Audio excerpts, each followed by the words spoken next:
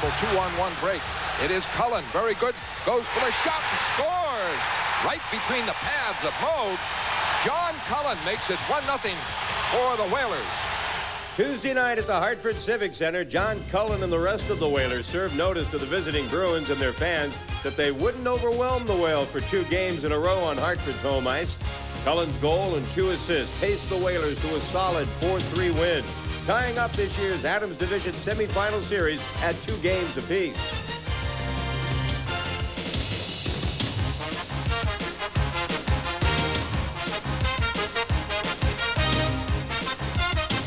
From a Bruins standpoint, an even greater cause for a headache than the smothering Hartford forechecking was the Bruins' mental approach to Game 4.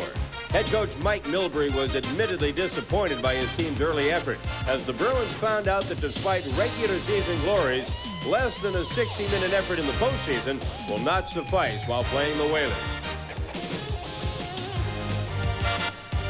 Now, this year's series has gone from best of 7 to the best of 3. Quite simply put, forechecking, face-offs, and ferocity have decided the 4 series games to date, and will most likely determine which of these teams move on. That move just requires 2 more victories, and tonight, both clubs look for number 1. Up next, it's Game 5 of the Adams Division semifinals, the Bruins and Whalers, live on NESN. Hello again, everybody, and welcome to Boston Garden for Game 5 between the Bees and the Whalers. Glad to have you with us. I'm Dave Shea. Well, for the Boston Bruins, they're pretty much in the same position they were after game number 1. That is, facing a must-win game here in game number 5. Certainly this game far more important to Boston than Hartford, because Game 6 will be down in Connecticut on Saturday. And obviously both teams want to go up 3-2. That's a given. But for the Bruins, they must do one thing. They must pick up their play in all areas a notch tonight. Hartford will come out expecting the Bruins to blast out of the dressing room and go hard for the first 10 minutes. That seems to be the rule of thumb for visiting teams when playing here in the Garden. Expect that barrage for 10, try to stay close, and try to win it in the end. But the Bruins are going to have to play above that. They're going to have to kill penalties very well tonight. That's something they have not done that well during the series, and they've got to figure out a way to slow down John Cullen. Interesting statistic. Cullen with 2 goals in the series on just 2 shots. So when he shoots, he's made it count. And even then, when he doesn't shoot, he still has hurt the Bruins. He's the key tonight. It'll be the same goaltenders, Moog and Sidorkovich. For a closer look, let's go up to the booth right now with Fred and Derek. Thank you, Dave. Stop John Cullen should be the cry of the Boston Bruins, and they certainly did it in game number 2. They did it, I remember Ray Bourque taking the body very well. Glenn Wesley, too. Both can do it, and along with Gary Galley. Wesley could be a factor. Well, not only is Wesley a factor, Fred, he's been playing very sound defense. He's been hitting cleanly. He hits hard and often. Bourque and the rest of them together, combined with Galley and the hitting defensemen, then the Bruins are effective. They're hitting in their own end of the building, and Wesley's been doing a fine job of that. Well, looking at the Hartford Whalers, Randy Ladouceur, he's been the veteran defenseman, the key, the solid man back there. He has had an excellent series. Randy Ladouceur, kind of a forgotten man, really. He's taken a lot upon his shoulders. He has a lot of the courage and the leadership in this hockey club. We've been raving about Kevin Dineen, but Ladouceur is bringing some composure back there. He's playing it hard, and he's got the rest of the Hartford defensemen playing the same way. He is a tough customer. The Bruins have to contend with him constantly, and he wears you down. By third period, the Ladouceurs in this game are the ones that take their toll on you.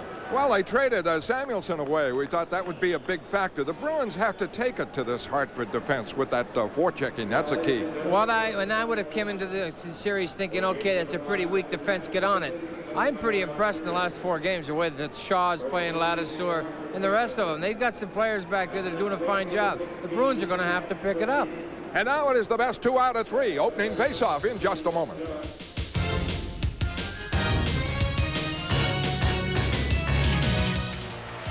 Welcome back to Boston Garden, everybody. Glad to have you with us for this 5th game of the best of 7. This should be at Donnybrook. Hartford coming off an emotional high, and the Bruins needing to be on one and usually respond in kind. But before we get a chance to drop the puck and get going, it's time to get down onto the ice and turn things over to Rene Rancourt and the national anthem.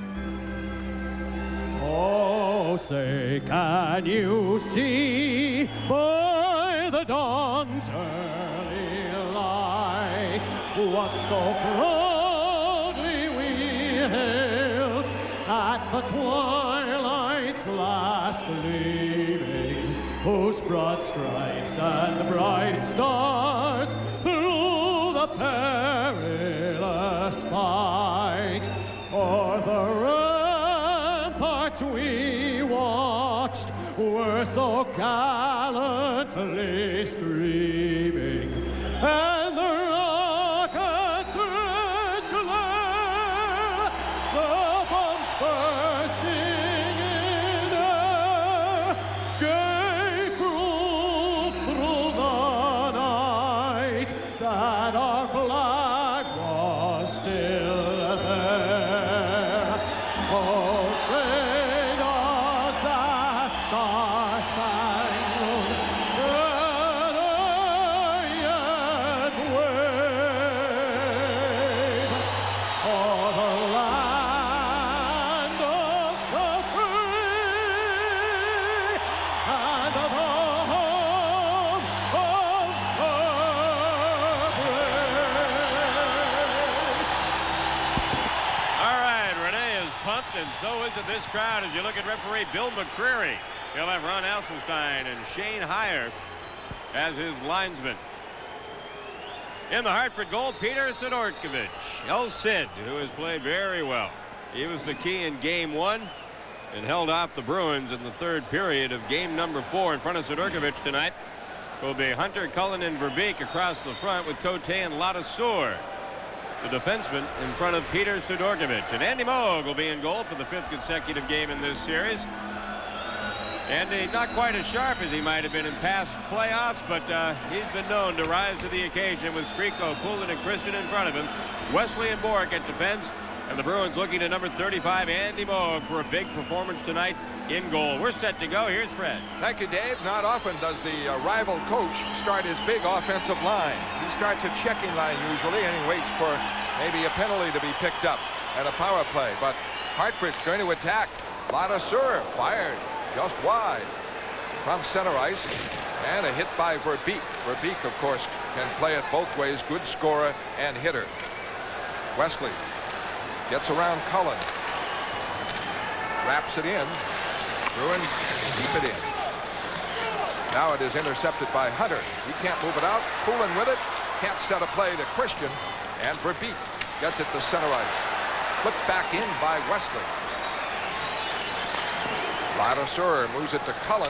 He lost it. Sidorkovich trying to clear it. Shot by Don Sweeney. Saves Sidorkovich. That was a threat, even though it was from 55 feet. The Hartford Whalers came out physical. Tell you what, the signal comes from Bill McCreary. He is a referee that likes it tough, allows you to hit, and keep it clean. There'll be good hitting all night. I think we were all unanimous in saying that the treatment of John Cullen tonight, how the Bruins check him, is the key. I think, Derek, what they've got to do that they haven't done this series is put a body on Cullen at all times. They've knocked him down a lot in this series, but they have not been consistent in terms of carrying out a check on Cullen. He's got to have somebody putting a body on him every time he touches the puck tonight. Well, Cullen's also, Dave, it's a very difficult assignment to do that. I mean, he is going to be able to handle a puck. He's a tremendous puck handler, Cullen. The Bruins, I think, individually, if Cullen's around them, whoever's nearest to him, hit him and take him. And I think that's the way they're going to want to play Cullen. Ganny on the faceoff. The Bruins get it. Back for Galley, winning the faceoff. Galley rolls it in, tipped away and into the stands by Sidorkovich. There's the key to this hockey game, I believe. He's going to be winning those draws, Dave. Yeah. If they get the dismal effort they got in Game 4 tonight, they're going to be in trouble. Let's take a look at who is not dressing tonight. Apparently, Bobby Carpenter's wrist is still bothering him. He is not dressing. Walls, Duras, Quintal, Judas, Winnis, Beers, Hoover, and Hammond. A long list of a cast of extras tonight. Burt, Babbage, Ray, Chapman, and Cunneyworth. And, of course, Jeff Sanderson, the fine rookie who played so well through the first 3 games, sent down to Springfield. Talking to Eddie Johnston about that move, he felt that he was beginning to get a little nervous being a rookie, and they needed a body down in Springfield for the playoffs, and they figured the timing was right, but they're very pleased with what they got from him. Everson wins the draw. The Bruins trying to nullify it. They do. They keep it in, but it's intercepted now by Ladouceur. Into center ice to Everson. To Sear. Sear, a shot, save, the rebound. Big stop on Everson. The follow-up shot, the rebound. As this checking line for Hartford is putting an attack on. Brown centers it to the crease. Loeb ties it up. And the Whalers starting as they did the other night. Hartford certainly coming out hitting. There's no doubt about that. Dean Everson has really become a factor in this series. Here's a nice play, but here he is driving to the net, and that's what makes you a definite something to worry about. He tries low. I don't know why. Well, one, he's not a goal scorer. If he had gone up with that, he gets himself a goal. Andy Moog looked like he was down a little early on that initial shot, Derek, and Andy is most sharp when he stays up. And I think that might be something to watch in terms of how sharp Andy is tonight. Now the face-off in the Boston zone. Hodge can't get it. It's Cote. A shot deflected wide as he had a threat there again with the face-off. Puck knocked to center ice. Burridge with it. He is hammered on the boards. Don Sweeney rolls it in. Ladouceur there. The Whalers break it out. Check. Back comes Burridge over the line. Closing. Bob Sweeney, the shot blocked. Kept in by Galley. The shot blocked. It hit Yake and cleared out. Yake's hurt. And the Whalers do a lot of that shot blocking. And Yake stopped the threat by Galley. Puck is cleared out again. Yanni trying to go for it. Sidorkovich is able to knock it away. Up for Krieger. Away to Yake. Yake is broken up by Neely. Hartford got it back from center ice, but they're offside. 2 minutes into the first period. Jeff Lazaro tried to line up Todd Krieger right along the line. Krieger just saw him in time and was able to brace himself, but one of the smallest men on the ice trying to lay out one of the bigger hits here in the early going, Jeff Lazaro. Jeff Lazaro's laid out some great hits. He's one rookie that certainly has made the adjustment from regular season to postseason nicely. What I think he's got to do is just get a little more confidence in his ability to play left wing, and he's going to be a factor years to come. Rick Lee able to put the checking line out against Janney, Lazaro, and Neely. Ray Bourque is on with Al Peterson. Spent some time in Maine. Back up. Neely trying to break. Stopped by Sear. Deneen trying to send it to Zalapsky. Can't get it. Peterson on defense with Ray Bourque. Bourque is checked by Sear. Everson a pass across. Deneen checked by Lazaro. Intercepted by Janney. Janney goes down. Fans wanted a tripping call. Everson battling deep. Back to get it. Neely. Neely ahead for Janney. Leads the charge. Neely is just offside. Looking for the pass. And Bourque and Everson tangle. And Deneen didn't drop his stick. Try to get to Ray Bourque. And a lot of jamming now. Might have a penalty of 2 called here. It is Boston nothing, Hartford nothing. First period on NESN. Yeah, keep the composure. Oh, Kevin Deneen takes a little exception to Ray Bourque and a high stick on Everson. Got a little sticky there for a moment or two. Well, this isn't ring toss, you know. No. And McCreary will let you play, so you better like the physical stuff. This could be icing. Back for it, Ray Bourque. Icing called, and Hartford has big McKenzie out there at left wing, vis-a-vis Cam Neely. Well, McKenzie is not. He's certainly tough enough. I don't know if he's quick enough to cover Neely if Neely gets going.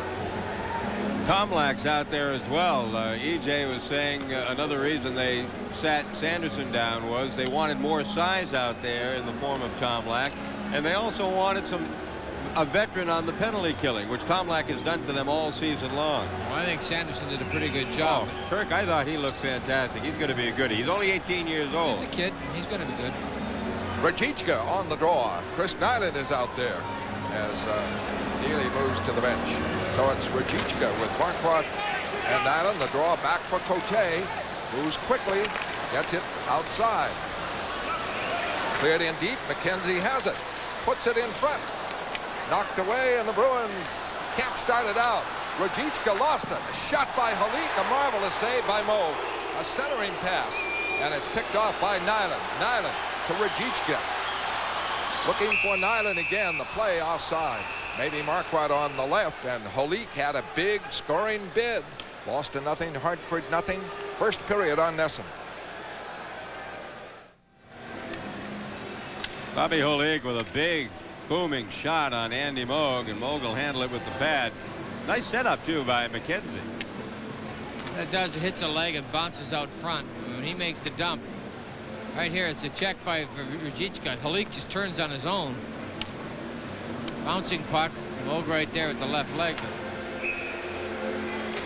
The Boston line is Poulin, Squeako on the left, and Christian on the right, and the big guns out there for Hartford. That is Cullen, Verbeek, and Hunter. The draw again to Hartford. They are winning those faceoffs. Richards starts it out. Center ice. Allowed to penetrate. Verbeek, a shot, and a save by Andy Moog. And the Bruins back on their heels. 5 shots, Hartford, 2 Boston, no score. And the faceoff to the right of Moog. Well, it all begins with the faceoff. Hartford winning the faceoff, dictating the tempo and controlling the play. Specifically right now, this game is a 6-5 pick-em, and there's no favor. Season record out the window, 2-2 in the series. This hockey game is going to be won by second effort and a lot of heart. One for Richards. The shot tipped wide by Don Sweeney. Kept in now by Huda. Don Sweeney gets it, clears it out. I think the third factor that's going to win this hockey game is the bounce of the puck. Who's going to get the breaks? Hey fans, be one of the first to show your playoff support to the Bruins by ordering the 1991 official Boston Bruins playoff t-shirt and sweat top. Available in medium, large, and extra large sizes, this playoff apparel comes in designs of either Ray Bork, Andy Moog, Cam Neely, or Craig Janney. The t-shirts go for $14.95. The heavyweight sweat top, just $24.95. Order yours today by calling 1-800-5-BRUINS. All orders will be shipped within 5 business days. Rick Lee minus the glasses tonight. You look like the little professor over there for the first 4 games. Well, maybe that's his superstition. A little more fashionable tonight with the contact lenses. Good kid, Ricky Lee. I've known Ricky Lee since we were both 16, 17 years old as juniors together in Niagara Falls. Tough player. Face-off won by Boston. Hodge got it to Galley. Bruins trying to move it out. They have trouble. Burridge is wrapped up by Zalapsky. And a face-off called right at the Boston line. Good hit there by Bob Sweeney. Physical play by Burridge. Now you'd want him to tip it out. He tried to do that the first place. Shaw took him well. But here's a man that's going to play tough day in, day out. The Bruins look tentative. Hartford looks composed, free and easy, and each line moving well. But just 4 minutes into the game. The draw to Shaw, driven to the Boston end. Bob Sweeney hit by Krieger with the Bruins. Don Sweeney, now to Bob Sweeney, breaks it out. Over the line, trying to move in.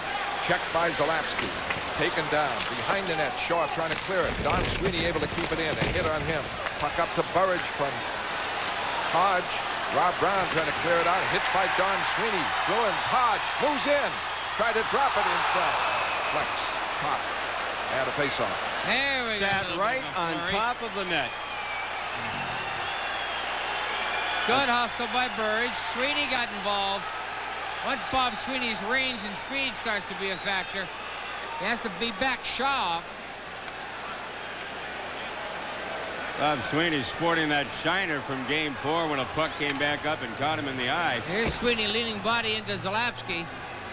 Took the hand off the stick, Turk. Well, Zalapsky got away with it. I think McCreary, most of the officials have let him pretty well play hockey. But here's Don Sweeney, a comeback. This is, I'll get you back to Brown, who ran Sweeney in the other end of the building. Pitchforked him. And there's a silly play by Shaw just to dump it away from Don Sweeney. Hodge was the result of that. On the faceoff, a scramble for it. Bruins get it. Bob Sweeney taken down by Everson. Everson going out. The first power play for the Bruins. It is Boston nothing, Hartford nothing. Back in a moment on NESN.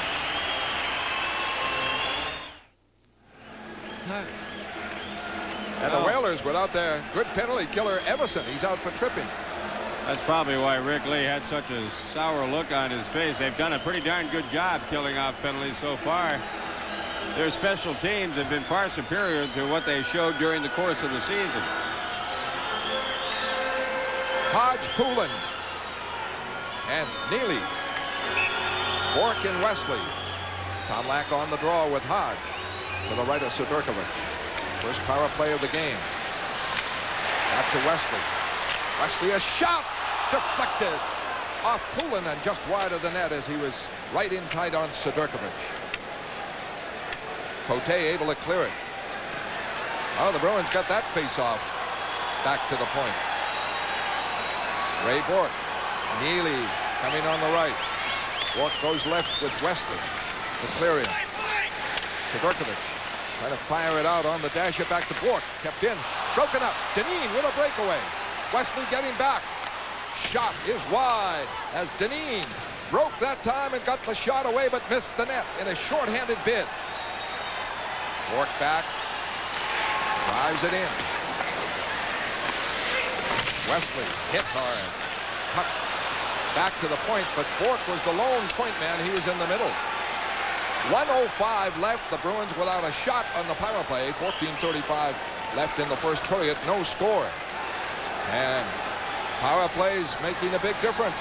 Bruins need to get some pressure on Sidorkovich. Bork drives it in. Neely. Hodge. Hodge has it. Back for Bork. Up for Hodge. He's hit and broken up by Huda. Fights, gets it in. Poulin. Poulin holding. Now for Hodge. Back for Poulin. Deep for Neely. He's checked. Trying to make the play. Galley moves in. Keeps it in. The play all on the perimeter, though. 24 seconds left. Around the boards, left point, Galley. In deep for Hodge. His pass intercepted by Krieger. And Zalapsky attacks with Yate. Yate near the net. Broken up by Bork. Short-handed bid there. Bruins could try to trap Zalapsky. Didn't work. Skriko breaks it out. Gains the line. Nice stick handling. Back for Galley. Galley broken up. Almost a break out there by Verbeek. Cote to Verbeek over the line. He is in. Broken up. Oh, great play there by Weimer. Just got it, and it trickled in on Moog. Verbeek almost a break-in as the power play, which did not provide a shot for Boston, is up.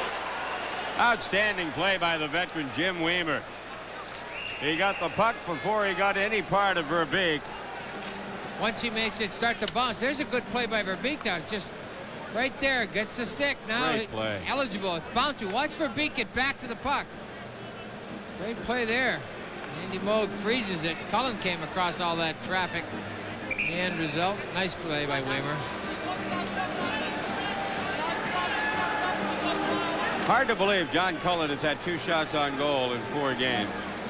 He's had the puck so much on the offensive end, you'd figure certainly he shot more than that, but 2 shots, 2 goals. No, he's good. That gives you a bad percentage. I'm glad he's not shooting more. Draw won by Bob Sweeney, but it's still in the zone, and Halik able to get it. For a shot, deflected right in, and a save just cleared off on the left. Halik fires it in now. Moog trying to clear it himself. Stopped by Halik. Another shot. Wide. A break for Boston. It goes to center ice. Richards clears it right out. Halik breaks over the line. Off for Brown. In for Halik. He lost it to Burridge. Hartford clearly outplaying the Bruins. 6 shots to 2. 12:50 left in the first period. No score. Couple of fine stops by Moog. Sidorkovich not really threatened. Bruins just clearing it out. It's back to Brown, to Halik. In deep. Bob Sweeney breaks it up. A chance here. Coming with Weimer. Goes deep on Huda. Broken up by Huda. And Zalapsky gets it. Nyland, a heavy hit. The Whalers work it out. That was a hit on Zalapsky. It is Zalapsky back up over the line. Checked by Poulin. Kept in by Verbeek. He is hit by Nyland, but Cullen has it. Cullen wheeling behind the net.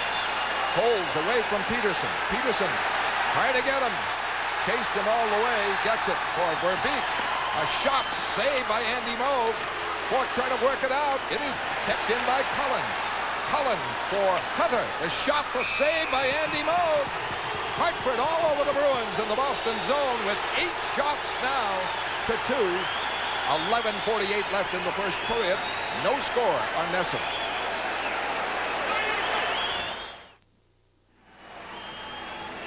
Cullen and Nyland will take a seat. Al Peterson is going to dish out what Cullen's going to see all night long, Derek. Well, here's Cullen putting 2 or 3 moves on Peterson. Al Peterson just not buying any of it. Then a little bit of a left hook in the face. Good hard work down low. Unfortunately, what's happening is the Whalers handled the puck well. Any one of the Bruins just had to let up slightly. They'd have moved that puck sharply to the net. 8-2 in shots on goal. Yeah, the scary part of that statistic, Turk, the Bruins have had a power play. The Whalers have not. Face-off coming up to the right of Andy Moog. 11:48 left in the first period. That's Hartford, the guest, playing as though it's a home game for them, taking the play to the Boston Bruins. The shots really, Mike Milbury figures, should be in reverse. But Hartford, even with players up from the minors, Yake here at center, Krieger and Brown on the line. Every line has performed well. This face-off won by Boston. Alan Peterson with it. Neely over the line, going deep, checked by Zalapsky, trying to work it in behind the net, still fighting for it, digs it free, back for Peterson. Peterson's shot is blocked. Yake fired it right to Ray Bourque at center ice. Boston trying to create some pressure on Sudurkovic, who's had a pretty soft first period so far as we near the 9-minute mark. Neely can't handle a pass, and Ladouceur takes over. Whalers work at the center ice. Over the line comes Sear, broken up. Everson brought it in. Dineen is offside. Tom Larson, NHL update. All right, Fred, scoreless at the Garden, but the Montreal Canadiens have jumped out in front early in the first period of their game with the Buffalo Sabres, Game 5. Canadiens steal the puck in the Buffalo zone. Mike Keane scores on his own rebound at 2:14 of the first period. Canadiens lead it 1-0 over Buffalo.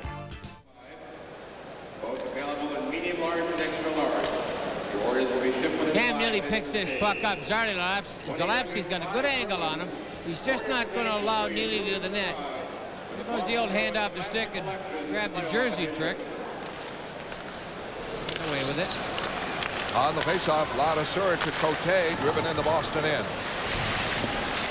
Left point, Ladouceur keeps it in, knocked down by Neely, can't convert it though.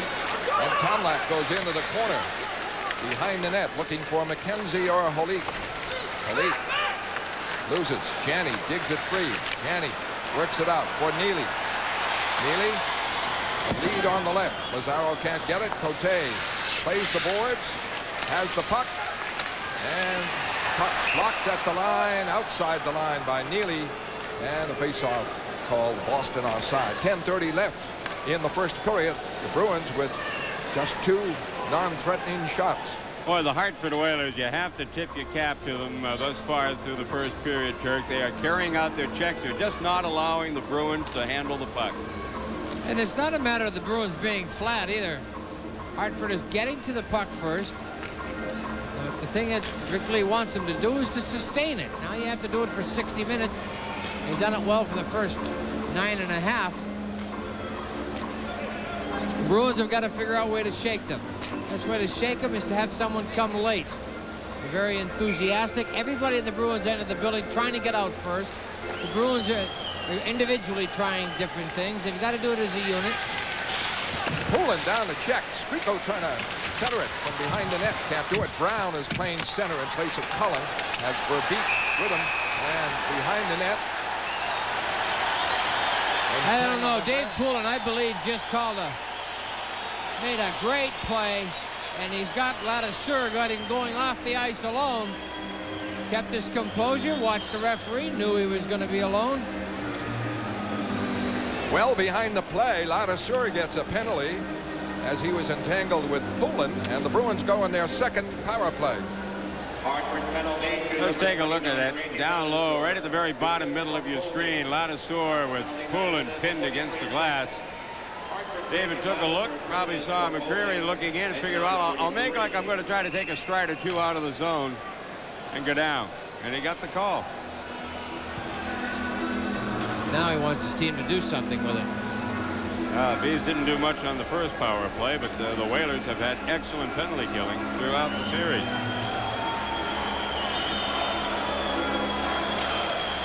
And they get the draw to Cote. Drops it in. Bourque and Wesley. Poulin is up front with Hodge and Neely. Not Janney on the power play. Wesley over the line. Broken up. Knocked away. Failed to make a play. Had Poulin there. And here comes Sear. Deflected into the stands, and the Bruins playing very, very tentative hockey. That was all the way up into the upper deck. Hey, for all the latest breaking sports news and highlights, make sure you tune into NESN every weekday morning from 5 to 8 and catch Sports Desk, the morning edition. Each morning, Sports Desk will bring you up to date on the entire sports scene. So start your day off with 15 minutes of sports news, highlights, scores, and more. That's NESN Sports Desk with Amy Stone every weekday morning from 5 to 8 right here on NESN. And now Janney comes out with Skriko and Neely. Right here, Glenn Wesley gets caught. Cote, a nice poke check. His play was not to Poulin, what everyone would suspect it was. Dean Evison right there. He checked everyone off. The Whalers are doing a magnificent job of coverage. And winning those faceoffs. It's back to Huda. He drives it down. 1:25 left on the second Boston power play. Skriko to Bourque. Up the middle with Neely. Goes to the left. And Huda knocks it away. And Dineen fires it down over the line. Tries a shot wide and high. And it ricochets all the way back to Richards. Huda at center ice. Knocked away, and Skriko starts back. Janney looking for Neely. Knocked outside the line. 3 minutes of Bruins power play, and they haven't had a shot.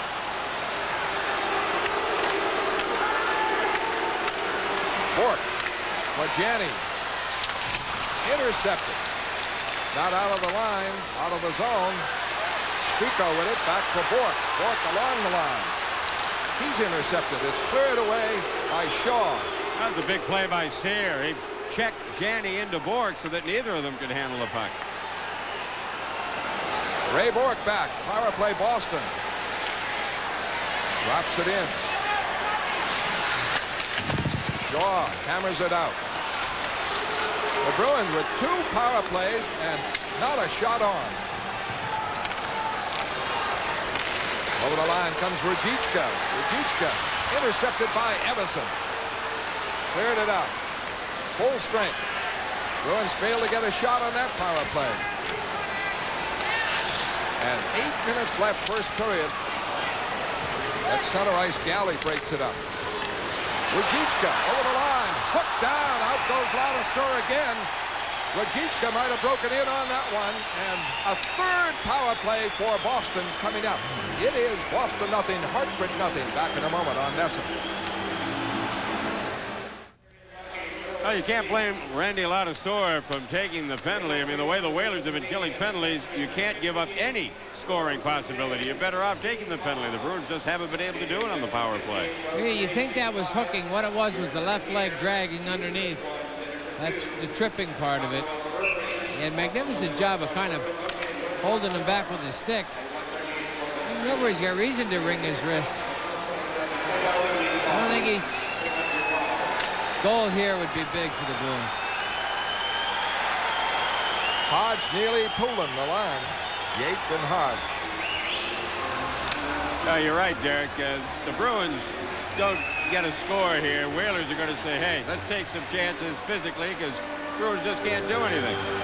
Even the Whalers opening it up, they're going to be in trouble. If they continue to play the way they're playing, frustrate the Bruins. It'll be a game plan I'd stick with. Plus, you'll get the home crowd on the home team instead of behind the home team. Well, the Bruins lose the draw, so they have to start at their end again. They've had 2 power plays and no shots. They're being a little careful, a little too deliberate. Wesley clears it in. deflects off the dasher into the stand, so the faceoff will be at center ice. And the shots remain at 802 for Boston. Well, this is very similar to what went down in Game 1 when the Bruins came out a little tentative. Hartford came out with it, let it all hang out and carried the play. Well, you know, talking about it at work today and on the street with people, everybody assumes that the Hartford Whalers are going to be beaten. Hartford Whalers Except right for there. Hartford. Rick Lee's got his team believing in themselves. John Cullen and Zalapsky playing as well as they are. And Mark Hunter, don't forget that he's contributing to this hockey club. While the Bruins have a complex on faceoffs now, they might as well just let the official give the puck to the Whalers.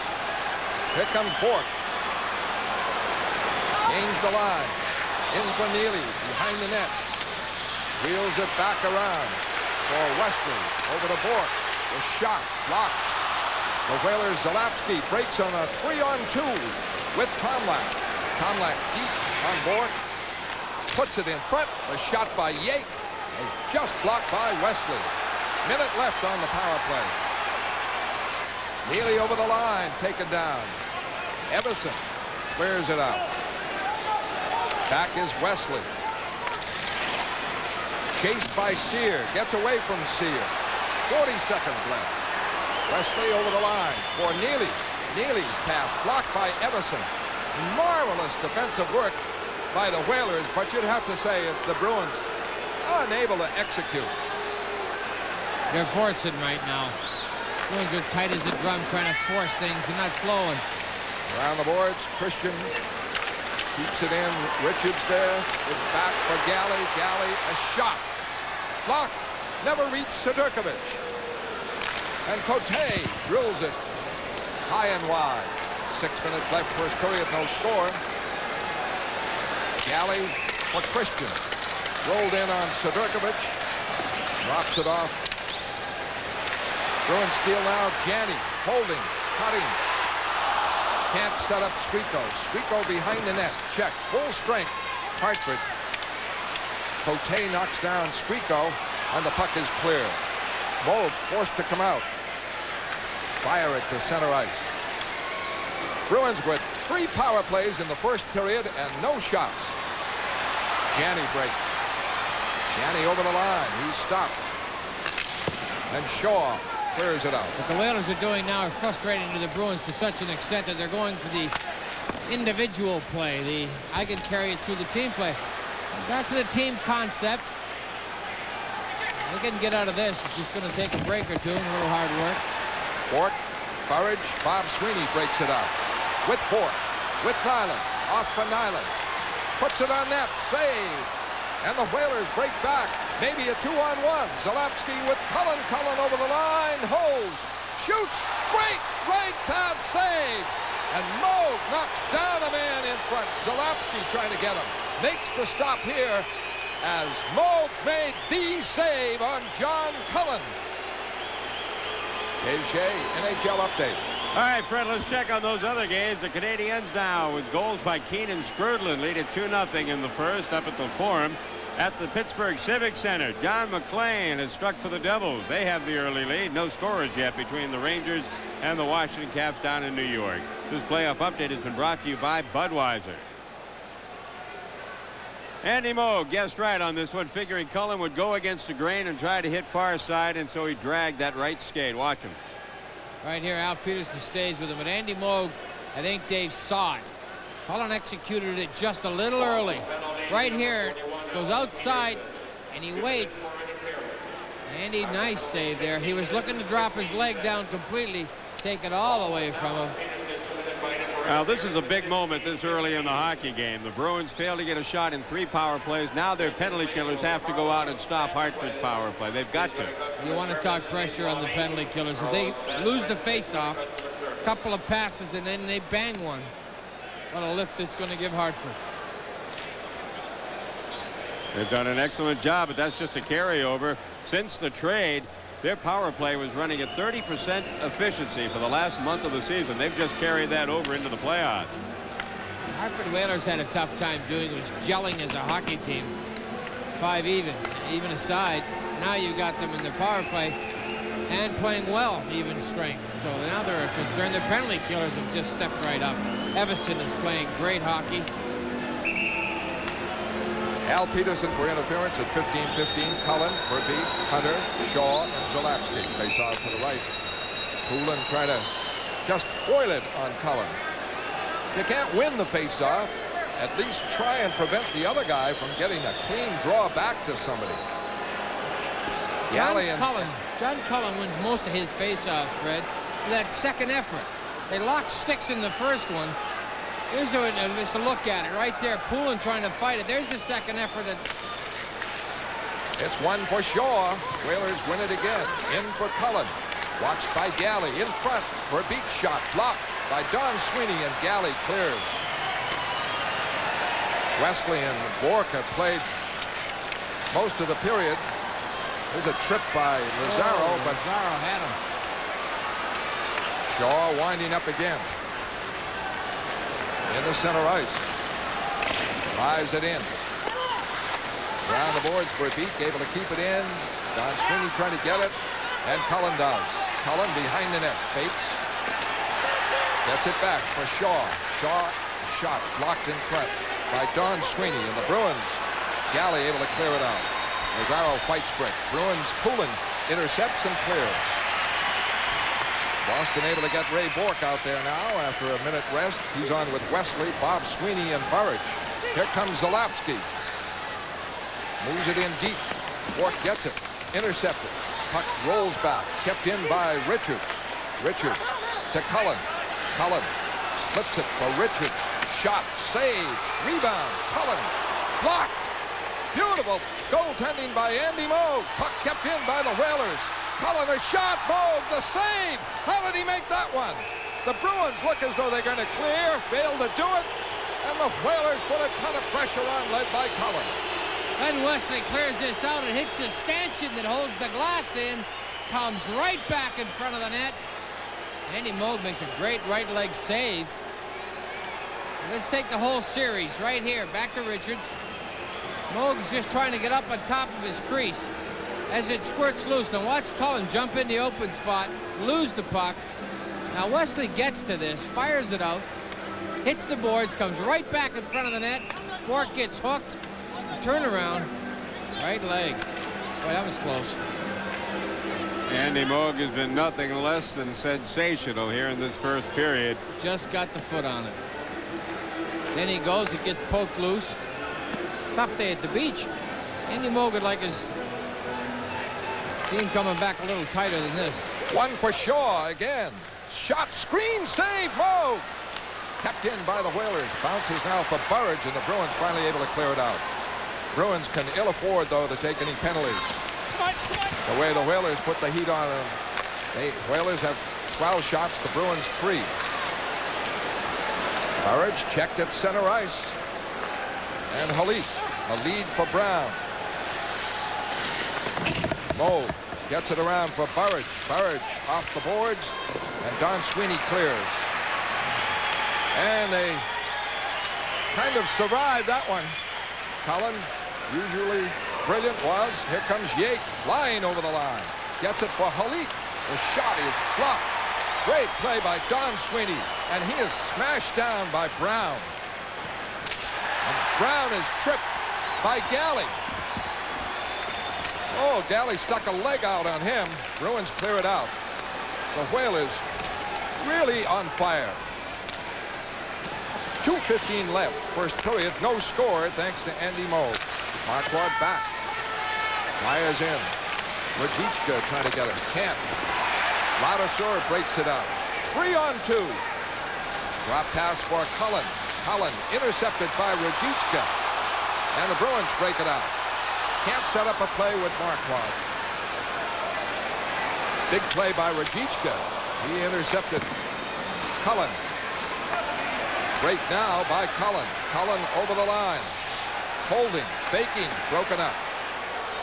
Took really 2 men to cover him. No score, 1:35 left, first period. 12 shots to Whalers, 3 Boston. Despite the fact the Bruins had 3 power plays, they failed to get a shot on any of them. Over the line now, Janney trying to move in with Lazaro. Lazaro, Neely moving in. At the point, Weimer. Shot deflected wide. Neely gets it in the corner. Checked on the play. Peterson trying to keep it in. Can't. Dineen breaks it out. A 3-on-2. Dineen broken up by Weimer. And down goes Peterson on the play as he's tangled with Dineen. It is Boston nothing, Hartford nothing. First period on NESN. Neely's got a penalty. Johnny Mack returns to Fenway with his tribe, and Saturday NESN has all the action. Toward the middle, base hit into center field. It'll get 2 home. 2-0 Boston. After Friday's off day, it's the second of a 4-game series with the Cleveland Indians. Red Sox Digest starts you off at 12:30. Then it's game time live from Fenway at 1. NESN, your ticket to Red Sox baseball. There's a look at Bill McCreary. Neely for interference at 19:01. Good call right there, top of your screen. Take Sear all the way. Okay. Lets it go a lot. Right here, Weimer picks up Dineen, who just got a little indecision. There's a tough spot. Puck in the kind of the fulcrum of that whole circle Janney was turning on. What's wrong with the Bruins? They're not playing up any measure, anywhere near their capabilities. The Hartford Whalers are playing extremely well at this point. Not letting them get started, Fred. Really, it's going to take that second effort.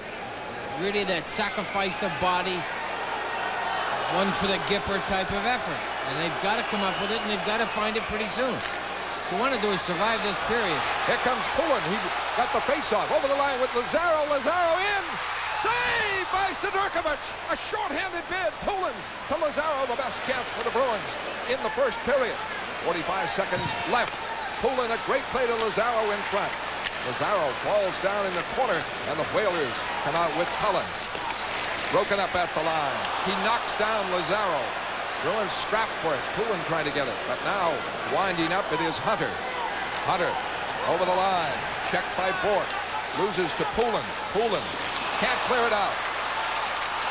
A marvelous stop on Cullen, who intercepted Pullen. Blocked in. And Moog, another terrific save. John Cullen had the chance.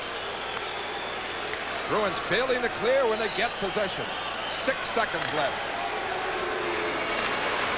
And the Bruins will have to regroup.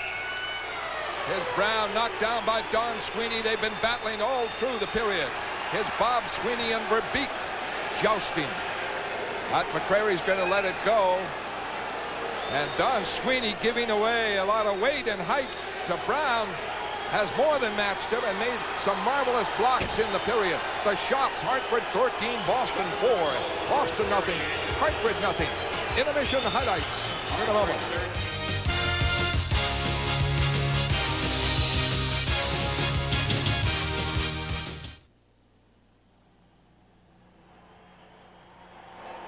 Boy, oh boy, will you take a look at this? Way to go, Reg. Let me see. Hey, guys, look at what Reg has got. And not bad, eh? It comes with a free 1990 Bruins highlight video featuring yours truly. Yeah, I heard you can also win things. Like what? Like game tickets and trips. And you get a discount at the pro Now, shop. take it easy, guys. You'll get to see it. Hey, it's a real Bruins MasterCard? Yeah, good anywhere in the world. Can I say? guys. You didn't get Give me the- some To room. apply, call 1-800-432-GOAL. I want to see it. Until I get some room. Hey. Andy Moog, just an outstanding first period for the Bruins. They were outshot 13-4 over that 20 minutes. Moog, as a matter of fact, now has shut out the Hartford Whalers over the last 63 minutes and 3 seconds. The Whalers last scored in the first period of Game 4. What a surprising, what an amazing turnaround on the part of the Hartford Whalers from the regular season. You'll recall they went the last 2.5, 3 weeks of the season without even winning a hockey game, and they jump into the playoffs, and all of a sudden they're giving the heavily favored Bruins all that they can handle in the opening round. This is the first of the 5 games in the series. series, by the way, in which the Bruins have not scored at least one goal in the first period of play. Going down to Boston Garden now is Dave Shea standing by to talk with the Bruins' Bob Sweeney. David? All right, Tommy, thank you. The way the first period went, I think even though they're at home, the Bruins will take a scoreless tie going into the dressing room. Bobby, 13-4 Hartford in shots. It can't be what anybody coming in the building, except for maybe Hartford, would have thought. Yeah, I mean, I think we had 3 power plays right off the bat, and we got to do better than that. We've got to get some shots. I think our D got to start maybe taking the shots from the point, get some traffic in front of the net, because they're pressuring us pretty good on the power play. So we got to get in, get on it, get that 2-3 guys on it, and then fire it from the point. As a club, you saw them. As media and fans, everyone saw the Bruins and Whalers play each other 8 times during the regular season. And in none of those 8 games did we ever see Hartford check the way they are tonight. What are they doing differently, Bob? Well, they're not really, they're holding us up really good, you know. It's hard for us to get in there, but, you know, we got to do the same to them. We got to get our forecheck established if we're going to beat these guys. We got to get in on their D and work them down low. A couple shifts we had it down low. We had some good opportunities, and that's what we got to do to be successful. How about their penalty killing? They have played very, very well on the special teams, both killing them and playing with the man advantage. Yeah, that's what win and loses your games, and you know, we got to pick it up in both areas, both power play and penalty kill, in order to beat these guys. They, you know, they got Cullen now from the trade, and he's helping a lot on the power play and penalty killing. They're forcing us to make the passes right away. They're not giving us any time to set up. And they also appear to be clogging up the slot area, so that if you are allowed to move within, say, 20, 25 feet, there's no avenue to make the pass across. Yeah, well, I think, you know, that's Cam. They're keying on Cam all series. It's, you know, it's been tough. Guys have been on him the whole time, and it's tough for him. But I think if we move it quick, that way some guys are going to be open, and whether it be Cam or Craig or Petrie, one of those guys, just got to have quick puck movement and someone in front of the net. Of course, it all begins off the draw, and that's a problem area during this playoff series. Bobby, knowing this club and watching them for as long as I have, I can't ever remember every centerman having a tough time off the draw, as has been the case in this series. Why? Well, they obviously, you got to give them some credit. They have some good centermen, and they're playing us tough on the draws, but I think we just have to bear down a bit more, concentrate on what we're doing, and have some confidence. On our own end, we got to just try to tie them up, and when we're facing off in their end, we got to go for the win. But the main thing is, in our end, we got to start tying them up, and we're going to have some help from the guys on the side marks. In other words, don't try to win the thing cleanly, just try to keep them from winning. Yeah, just tie up their center, and hopefully the puck will be laying there, and you have some help picking it up, either the defense or the forward. All right, Bobby, thanks for coming on, and good luck the rest of the way out. All right, thanks a lot, Dave. Bob Sweeney, our guest. Tommy, let's go back to you. All right, David, thank you. Back with first period highlights and another update from the Forum on Game 5 of that game between the Sabres and the Canadiens. Bruins hockey continues tonight on your New England Sports Network.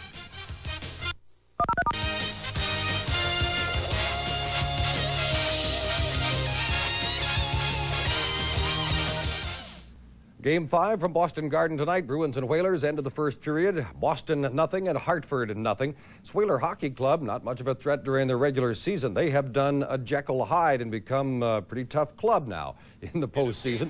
Same goalie combination we've seen the entire series. Peter Sidorkovich for Hartford, Andy Moog for the Bruins.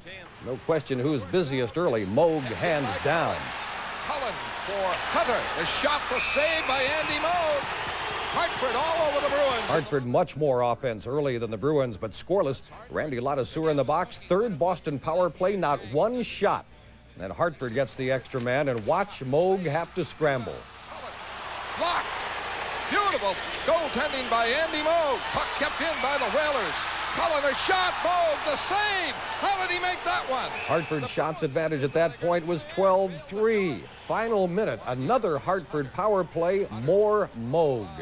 Checked by Bork. Loses to Poulin. Poulin can't clear it out. A marvelous stop on Cullen, who intercepted Poulin. Blocked in. And Moog, another terrific save. At the Forum tonight, Game 5 between the Montreal Canadiens and the Buffalo Sabres, the only series in the playoffs so far that has gone right down the home ice line. Montreal won a pair at the Forum to start, Buffalo 2 at the Odd to send it back to Montreal even tonight, tied at 2 games apiece. First goal of the game, 2 minutes and 14 seconds in by the Montreal Canadiens. Mike Keane on a rebound of his own shot that makes it 1-0 Canadiens. Brian Skrudland scores for Montreal to give them a 2-0 lead. And then at 8:12 of the first period, Buffalo's Lou Francischetti scores 2-1 Montreal. And that's the score at the Forum in Game 5 of that series. In the others tonight, New Jersey leads Pittsburgh 2-0. Bruce Driver with a goal and an assist for Jersey. And the Rangers are up on Washington by a score of 2-1. By the way, Tony Amonte of Boston University has an assist on the Rangers' first goal. At Boston Garden tonight, end of the first period, scoreless, 0-0, and the battle the Whalers are putting up should be a surprise, only, I guess, to those of us who have very short memories. More on that when Bruins hockey continues tonight here on NESN.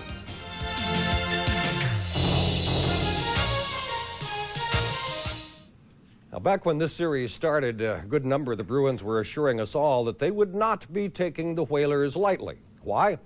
Because they well remembered how close they came to exiting early, courtesy of the Whale, last year. And now, 1 year later, it's the same story. Remember, 1990?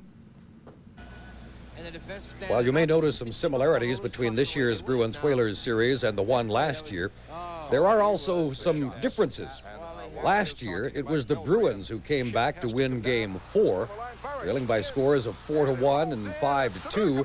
The Bruins scored 4 goals in the final period, capped by Dave Poulin's game winner, as the Bruins pulled off an emotional road win to tie the series and take the momentum back to Boston for Game 5. And the Bruins needed the momentum in that game, as the Whalers would not go easily. It would take 2 Cam Neely goals to pull out the 3-2 win for Boston. Game 6 would turn out to be one of the most exciting games of the playoffs. The Bruins, down 2-0, came back with goals by Poulin and Burridge early in the third to send the game into overtime, as Kevin Dineen would win the game and tie the series at 12:30 of the first overtime. Clear it out. Stopped by Everson. Backhander in. Scores! Hartford scores on the backhander in by Dean Everson. A soft backhander, and we go to game number 7. Which marked the triumphant return of Captain Ray Bourque, who had missed games 3 through 6 with a severely bruised hip. The emotional lift that Bourque gave the Bees was felt immediately as he got an assist on the first goal of the game. The Bruins would never look back. They opened up a 3-goal lead and held on for a 3-1 win in the game and a 4-3 win in the series. So what else is new? 1 year later, the Bruins and the Whalers tied 2-2 at the end of 4 games, and 20 minutes into Game 5, 0-0. Fred Cusick, Derek Sanderson, and Dave Shea. Okay, Tom, scoreless, 1:02 left on Neely's penalty. Power play for Hartford. Face-offs. We've been discussing face-offs for quite a while. The Boston Bruins are having, all season long, they were very good at it. Ken Hodge was one of the better ones. Bobby Carpenter, certainly. Craig Janney won more than his share, and Dave Poulin was excellent. Right now, things are not working out for the Bruins in that. And Dave Poulin is in the face-off right here with John Cullen. Watch Cullen's body position. He's going to start to cheat. There he's moving already, and Cullen is being locked with Poulin's stick, but his body position has him in good shape for the second swipe at it. Dave got tied up with his feet, trying to win it with his feet, which is one theory, but Cullen kept his hands free, and that's what really the Bruins are struggling with that. The second one we're going to take a look at is Craig Janney and Tomlak. Now, Tomlak is going to get down first, Janney a little later. Tomlak is just going to swipe it through. Janney's, the philosophy he was using there was to just kind of pick it out of the air, which when you're going against someone who isn't really enthusiastic about winning face-offs or concentrating, it's an excellent way to do it. A lot of times Janney wins face-offs exactly that way. He's got great eye-hand coordination and picking them out of the air, or picking them just as the second they hit the ice. But right there, Tomlak was just full sweep it away. Bruins got to get back to that. Winning draws, they got to get back to winning the little muscle fights in the corners. Right now the Whalers hitting, skating, doing everything right. The Bruins just cannot get down on themselves. Brown and Bob Sweeney got unsportsmanlike conduct, but it is still the power play for Hartford. Neely has 1:02 left. This is Hartford's second power play. Boston's had 3. Cullen out there with Hunter in for beat. And the draw won by Boston. I think there was a cheer from the fans. Wesley clears it. Shaw starts it out. Lazaro and Poulin on for Boston. Clear in deep. Back foot Wesley. Up the boards and out. Lazaro tangling with Zalapski. Cullen, who had 3 shots. Bruins are giving John Cullen an awful lot of room to work out there. Very tricky, changes direction quickly. Moog traps it. Drops it for Bork, and Bork is broken out. And right in front, a shot and a save on Cullen. Ray Bork had possession. Moog was there. Wesley was there. And it was broken up. They lost it. It almost resulted in a goal. You're going to watch Ray Bork is going to try to pull it away from Wesley.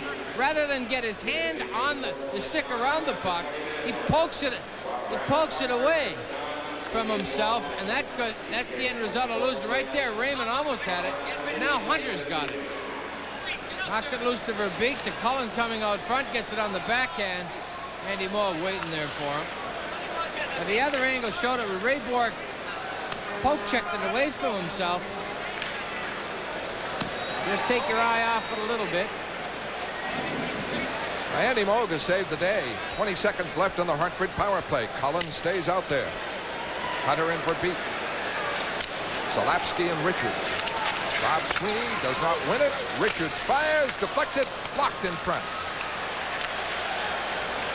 Bork clears it all the way to Sidorkovic. 10 seconds left on the Whalers power play. A breakup. Burridge tried to drop it for Bob Sweeney, and the puck cleared away to center ice. Cullen over the line for beat. A shot deflected by Peterson, high and wide. Full strength Boston. Neely can't move out with it. The Whalers keep it in. Deneen moves it behind the net. Around the boards, Burridge trying to come out. Gets it to Bob Sweeney. A break here with Neely. Looks for Neely. Neely puts it across. Nobody there to collect it but Deneen. And Deneen checked, but they work it to center ice. Deneen gets it over the line. Fires. Another block by Andy Moog into the stands. And the Whalers getting a ton of chances. This copyrighted program is brought to you under pay cable TV rights granted by the Boston Bruins solely for the entertainment of our viewing audience. Any publication, rebroadcast, retransmission, or other use of the accounts and descriptions of this game without the written consent of the New England Sports Network and the Boston Bruins is prohibited. It's Kevin Deneen. Think he can't shoot a puck. Gets a little deflection. Gets up on Andy Moog. Oh, very sharp thus far. When that play started out of the Hartford end, guys, it looked like a 2-line offside. Close. 15-5, the shots for the Whalers. The Bruins can't get on track. Not playing well at all. Everson with Sear and Deneen. You know, I think Bob Sweeney said it best. Make the play quicker, make it earlier. Force the Whalers to fall off the check so they can't finish them as well as they're finishing them. They're going to spring some players loose if they'll just head up and make that quick play, that fast pass. The draw to Lotta Sir. Shot and a save by Andy Moog. And the puck back at the point, kept in by Cote. Sear with it. Moves it in deep. In the corner, behind the net to Deneen. Hit by Bob Sweeney. Wesley hit by Sear. And Bruins break it out. Galley for Wesley with Burridge. Wesley over the line. Shot. Missed. Wide. Might have been deflected wide. And back comes Deneen with Everson. Fires it into the corner. It trickles near Moog. He ties it up. Boston nothing. Hartford nothing. Back in a moment on NESN. Excellent rush by Glenn Wesley. Coming down here, there's Ladouceur going to come down. Burridge curling inside. Watch him deflect it. Just gets a knee on it, deflects it wide. Wesley trying to use Ladouceur for a screen. He'd set that up well with a little drag and snap it. Ladouceur got a piece of it. This is not the Bruins team we've seen all season long. It's not the Whalers team either. No, I was just going to say, I think it's more of not being the Whalers. They have really turned it up. The Bruins can hardly play worse. And the Whalers can hardly play better, so. Neely out. Andy Moog has saved the day so far. Scoreless game. Opening minutes of the second period. Richards knocked into the net. And net dislodged with the collision with Neely. Oh, what a shot Neely gave him. You know, the Hartford Whalers, the likes of the Verbeeks and the Hunters, acquired from other teams. You got Cullen, Zalapsky. They've always had a cast that could play hockey. Now they're getting the leadership. Here's good hockey up the middle to Tomlak. There's Neely taking Richards. Boy, Neely with a shot. The minute was good hockey making the play up the middle. But right now, Tomlak a little bit out of position there. Alex Neely venting some of his frustration. They've had him covered pretty well all night long. Got to be mad. I mean, you're going to get angry. It's got to happen to you. Bork to Weimer. Weimer slides it in. The Bruins are offside. Not doing the little things well. McKenzie and Nyland are going to become an issue here. The physical game. This is the type of game that ends up with the frustration in a brawler. Too. Nyland just trying to upset the way things are going. Everything is going against the Bruins. Puck is bouncing for the Whalers because they're working harder. They're moving it better. Joel McCreary telling the two of them, watch your step or you'll have a seat across the way. Hodge, Nyland, and Rajicka. Hodge has won 2 faceoffs in a row. Rajicka now for Hodge over the line. Off for Nyland, bearing in, a backhander and a save as Nyland coming in on the off-wing side. Had a backhander on Sidorkovic. Set up by Hodge. Cote, Tomlak trying to, McKenzie trying to get Nyland going. Nyland trying to get 3 Whalers in a row going. And Bill McCreary's going to let it ride. Bill McCreary, tough referee. You know you're going to come and earn your pay. When he referees a hockey game, he doesn't blow the whistle that often. It's got to be a pretty well a complete, flagrant, blatant breaking of the rules. Now Cote's going to come into the corner. Going to go around the back of the net. Well, I wanted to show Cote curling the bump into Nyland, and then the next one, onto McKenzie. Kind of worked his way up the ladder. Hodge, Nyland, Rajicka with Weimer and Bork. Here's Nyland here after the hit. Cote coming in. Let's see if he can draw a penalty. There's an elbow. Then Tomlak. Now start taking a number. Still going on. Rajicka against Halik. Draw one by Rajicka for Bork. Quick shot, save Sidorkovic. Puck cleared, Weimer gets it back. Rajicka, good play for Hodge. Shot, save, loose. And it's away to McKenzie and the clear out. And a 3-on-2, maybe 3-on-1. And the pass missed in front of the net by Tomlak. A shot here by Cote, wide. Whalers keep it in. Bruins trying to break it out. Might have had a breakaway and a penalty coming up, a cross-checking penalty. It is Boston nothing, Hartford nothing. Back in a moment on NESN.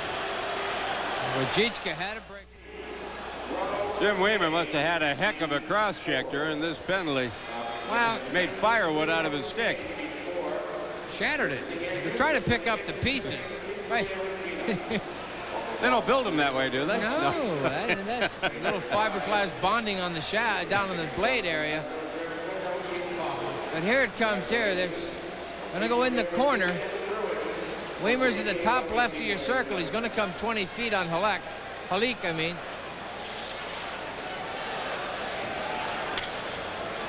Brady broke it right there in front of the net on Tomlak. And Vladimir Rajika was gone. Of course, Weimer can't, you don't see that when that happens. Third power play of the game for the Hartford Whalers. And it's off for Zalapsky. Quick shot, a save by Moog. Puck loose. A shot by Verbeek, deflected wide. Poulin gets it away to Lazaro. Coming on Zalapsky. Don Sweeney coming up. Zalapsky breaks up Lazaro. Zalapsky up the middle. Drives it around. Poulin trying to chop it out. Can't. Don Sweeney able to clear it now. And Cullen winding up. Away for Hunter. Bruins force it back. Lazaro and Poulin checking tightly. Shaw drives it in. Poulin going for it. Now deep, Don Sweeney. Up the boards. Lazaro able to clear it out. Mike Milbury able to make a change. Minute 8 left on the power play. Shaw hammers it around the boards. Verbeek takes a hard hit from Galley. Good body checker. Squeako trying to jam it up. Out of the corner. The Whalers keep it. It rolls now for a clear out by Galley. Shaw drives it in. Poulin still out there. Galley able to clear it away. Bruins break it. Poulin coming on Shaw. Shot blocked by Shaw as he cut at 30 feet. 35 seconds left on the Whalers power play. It is Cullen over the line. Check. Brown gets it. In deep. Bork behind the net. Chops it around, and Wesley has it. Bruins started out. Wesley clears it. 20 seconds left on the Whalers power play. 5 minutes into the second period. No score. Yates fires it around. Brown going for it. Behind the net. Moog able to tie it up at the side of the net. 6 seconds left, and the Bruins excellent penalty killing on this sequence. They were skating in that sequence. Bruins are playing a lot better here in this second period. More intensity, more energy, more enthusiasm. I guess it all comes down to intensity, doesn't it? You know what happened was the first time anyone put a sneaky move and beat anybody was Drzyzka. He beat 2 Whalers at the blue line. He curled it back, laid it back to Kenny Hodge. Hodge had a nice shot on net. The Whalers started to, and they tightened a little bit. That all started with winning the face-off. And they start doing things in that positive direction. The Whalers have got to back off. You guys can't be running all over the building unless things are going your way. And you can't always be starting at the other end of the building either, Derek. You know, that gets old too. Hodge against Yates. And back to Cote. Cote keeps it in. In deep. Goes to Yates. Boston back at full strength. Whalers get it to Brown. Brown is hit by Wesley. Puck rolls in front, and Moog ties it up. And the Bruins back at full strength. Each team 3 power plays, and neither is converted. Boston nothing, Hartford nothing. Back at the moment on NESN.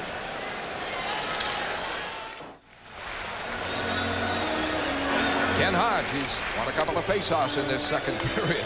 Great rookie year Ken Hodge has had. First Stanley Cup playoff series where he's getting a lot of ice time.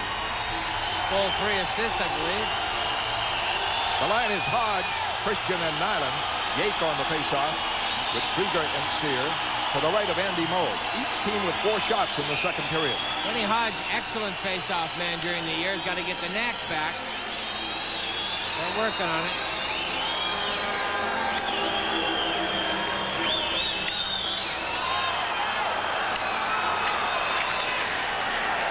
Into the corner, Weimer there. Now to Bork. So the Bruins won that one. Bork starts it out. Away from Tomlak. Fires it over the line. And it is called offside. As Bork was slowed down a bit, moving it in. NESN's got the Boston Red Sox in action this Saturday afternoon at 1:15. The Sox will be battling slugger Albert Bell and the Cleveland Indians at Fenway Park. Bob Kurtz will have Red Sox Digest at 12:30. Then at 1:15, Roger Clemens, Jack Clark, and the Red Sox take on the Indians. That's Saturday afternoon, and it's live on NESN. Excellent move by Tomlak to force Bork wide. Then he dumps it off the glass. Where he's going to say that it was offside at that point. And now the line is Janney centering Nyland on the left and Neely on the right. No score. Huda Fires it in.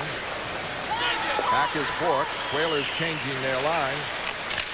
Bork intercepted by Dineen. Dineen puts it in front. Missed by Sear. Right outside the crease. Ray Bork has given up the puck a couple of times. Uncharacteristically. And that one, Dineen and Sear almost converted. Weimer and Neely to Bork. Fires it in. Wide. Everson there. Check. Neely in front. Missed. Dineen starts up. 3-on-2 for the moment. A lead for Cote, too far. And Nyland in the corner on Dineen. Heavy hitting there. Bork gets it away. But not a good pass to Neely. It's all the way down to Sedurkovic. Neely out of nowhere down to Battleham. Knocked it right there near Sedurkovic. Caught in his pads as Neely, that extra effort there. Well, great acceleration by Cam coming over the blue line. He knew he had a chance to get to it, and he just one-hands this thing on net. That is sure not wanting to pick up a call. Doesn't really get to Neely. And Cam almost. He chopped that. So Dirkowitz isn't there. That's in the net. That was a nice play by Neely. That'll back you up as a defenseman. He starts coming down that right wing side like a train. You just tend to say, oh, I better back up. He's going to beat me and embarrass me. Everybody in green is keying on that man, Raymond Bork, every time he touches the puck. Of course, that's a mandatory key if you're an opponent. One is Bork, another is Neely, another is Janney. Janney against Verbeek, and Verbeek won it. Puck is cleared. Moog has to play it because Cullen is coming down. And Hunter intercepts, but Janney back to checking. Now Verbeek gets it. In front, Cullen is checked on the play. Puck goes to center ice.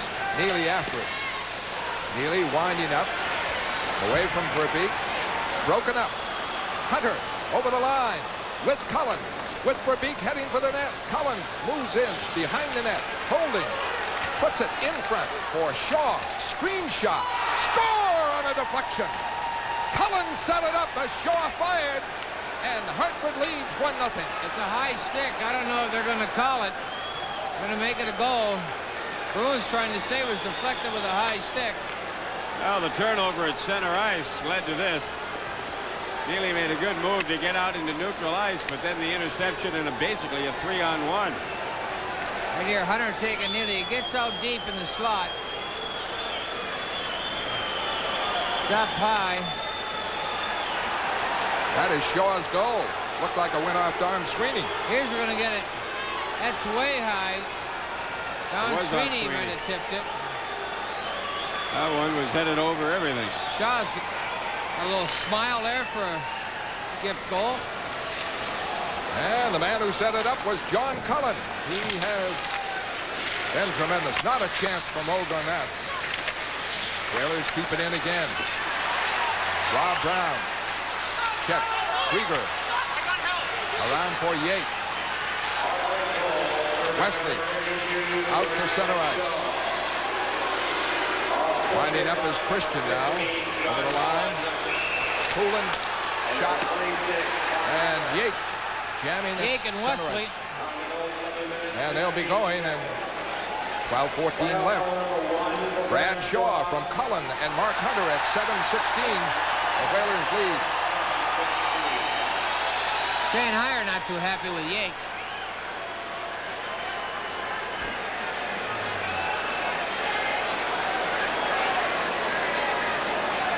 Hey, sports fans, be sure to join me this Tuesday for another edition of Big Shots on Causeway. A half hour of conversation with those guys who've made Boston Garden a house of champions over the years. And coming up Tuesday, my guest will be Rick Middleton. That's Big Shots on Causeway. Tuesday nights at 7, right here on NESN. Yake and Wesley, 2 minutes each for roughing. There's what Wesley takes exception to. A spear by Yake. Yake spent most of the season in Springfield. Well, Cullen creates the offense, and the Yakes and the Kriegers do the rest. Here's Bork over the line. Holding. Fires in front. Knocked away by Sidorkovich. Bruins, Squeako able to keep it in. Now Huda checks Poulin. Poulin gets it near the net. Knocked away. Christian behind the net. Squeako forcing the play. Bork moves in, and the Whalers break out. Possible 2-on-1. Tomlak checked all the way by Squeako, but Huda follows up. Huda looking for Brown. Just checked at the last second by Poulin. 1-0 Hartford. Poulin knocks down Huda, but the puck goes to Brown. Brown over the line for Krieger. A blocker save by Andy Moog. Bruins trying to come out. They're all thumbs. Can't do it. Christian finally just able to clear it out. As a very composed Whaler team starts back. Here's Brown at front. Shot and a save by Andy Moog. And he is able to hang on. 11:03 left in the second period. 1-0 Hartford on NESN. There's Doug Huda playing very well for the Whalers. Right here, Dave Poulin. Good hit. But Huda, there's a little shove into the boards, a good measure. Huda had a little presence to just make sure that when he got knocked down, he got it out. That's the good, safe, extra play the Whalers have been making. The draw, Zalapski, the screen shot off the side of the net. Down the boards, Bruins trying to work it out, can't. Cullen able to keep it in. And Barrett gets it out to Bob Sweeney. Bob Sweeney loses to Shaw. Right back for Verbeek. Cullen can't get it. Bruins break it out. Hodge coming over the line, right wing side. Deep shot. Saves Sidorkovich. And safely behind the net for Zalapski. Don Sweeney presses to keep it in. Does. Up for Burridge.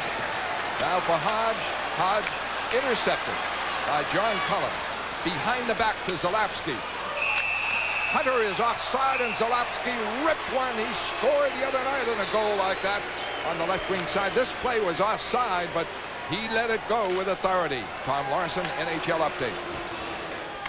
Fred, the Buffalo Sabres have come back to tie the Montreal Canadiens. It was once 2-0 to Montreal, but this goal by Grant Ledyard in the second period at 4 minutes and 54 seconds has Buffalo back even again, tied at 2-2 at the Forum in the second period. Andy Moog gets to see. Zarley Zalapski unloads one. Andy makes sure he just smothers that. Move is offside. The Bruins have 7 shots. The Whalers have 6 in this, the second period. We're almost halfway through the game, and the Bruins have mustered just 11 shots. In the first period, they had 3 power plays and failed to get a shot. So about as poor a performance by the Bruins as they've had all year. Galley is broken up. Bounces away to Don Sweeney. He clears in. Barrett hustling in. Hits Sidorkovich. Bob Sweeney trying to keep it in. Palik checked by Burridge. They battle on the boards. Rajicka dug it free. Into the corner. Wrapped around. Not out. Now it is controlled by Tomlak. He skates it out. A 3-on-2. And Palik broken up by Don Sweeney. Out comes Rajicka. A lead for Burridge. He can't get it. Cote knocks it away. Rajicka starts it back with Ray Bork. 9:25 left, second period, and the Bruins cannot muster an offense. Here comes Bork over the line. Puts it in front. Intercepted by Cote. Bork challenges, keeps it in. Now Ladouceur digs it free. Gives it to Cote. And it's out to center ice. Everson rushing for Sear. Shot and a save by Andy Moog again. 20 shots by the Whalers. 11 for Boston. The Bruins ice it. And back goes Richards. 8:54 left here in the second period. The game dominated by the Hartford Whalers, and they lead it 1-0 on NESN. Vladimir Rajicka brings a lot to the team when he's got a great pair of hands and the ability to play the puck. When you're in a physical game like this, someone is going to have to start playing the puck. Someone's going to have to start stealing it from people. Right here, Rajicka goes in, soft pair of hands, picks it out. Now you got everybody has to go back to their checks. It's just a good poke check right there by Tomlak. Right here, a little check. Randy Burridge, a gentle little bump on Sidorkowicz. Emerson on the draw to the left of Andy Moe against Dave Poulin. Sear and Dineen on the wings. For Dineen, for Huda. Driven in. That is Wesley. Up the boards, not out. Huda drives it right back in. Jim Weimer winding up with Wesley. Wesley to center ice. Long shot, saves Sidorkowicz. That's all the Bruins get. An occasional shot. And no rebounds. And here comes Hartford again in the Boston zone. Lazaro broke it up. Looking for Janney. Janney can't get it. And Rob Brown right back. For Yate. Yate, a shot blocked. Bruins can't clear it out. Brown keeps it in. Behind the net, Weimer going for it. Now Janney winding up. 8 minutes left, second period. Janney with Lazaro. Over the line for Lazaro in. Just broken up by Sidorkowicz. Did not have control. A magnificent play by Janney. Now he battles Ladouceur. The Whalers get it to Dineen. Checked by Don Sweeney. Puck kept in by the Bruins. Goes to Galley. Screen shot blocked. Everson trying to clear it out. Don Sweeney keeps it in. Backhanded by Neely. A stop by Ladouceur. Around the boards, Galley can't get it. And back in the Boston end. Great hustle by Craig Janney there. That's what the Bruins need, more of that. Sear at center ice, gets it over the line. Shot blocked by Galley to Janney. With Burridge. They back off him. He goes deep, deeper. And then is broken up by Cote and knocked down on the play. Neely fights for Janney. Can't cut in front. Everson checked him. And the Whalers work it out to Dineen. 7 minutes left, second period. It is 1-0 Hartford. The goal by Shaw. Cullen set it up. He has 9 points in the series. Neely is broken up. Gets it back. Forced to clear it out. Well, you wonder if Neely or Bork don't have the flu or something. Galley is hooked down. And he got it over the line. Burridge with it. In front, Bob Sweeney can't get it. It's controlled by Zalapsky. He's pulled down. Bob Sweeney gets it for Peterson. Peterson shot in. Blocked by the Whalers in front. Checked by the Bruins. Kept in. Shaw. Burridge moving for it. And the Whalers get it free to Zalapsky, and it's cleared out. A desperate Bruins team. It's only 1-0 Hartford, but the Whalers playing so well. Verbeek gets it out now to Hunter. Back for Verbeek. And his shot deflected wide. Bork winding up. A lead on the right for Nyland. Nyland over the line on Huda. Goes deep. Puts it in front, but Bork can't get it as he broke for the net. The Whalers come back. Bruins all out. The defenseman pinching in, trying to create something. Here comes Christian. Over the line. Cuts right. Shoots. And Sidorkowicz, a magnificent save. That's the best. Kept in by Christian in front. Knocked away. Galley trying to get it. He's ridden to the boards. Around the boards. Christian covering at the point. Kept it in with Squeako. Squeako hold in. Broken up. The Whalers. Cullen breaks. Cullen intercepted by Wesley. 1-0 Hartford. Wesley for Poulin. Poulin drops it off for Squeako. Goes deep. Shot. Save Sidorkowicz. That was on the mark. Weimer a shot. Deflected into the corner. Don Sweeney going for it. Stop. Sidorkowicz shaken up a bit as he got entangled with Poulin. Poulin is going out apparently. It is Hartford 1, Boston 0. Second period on NESN.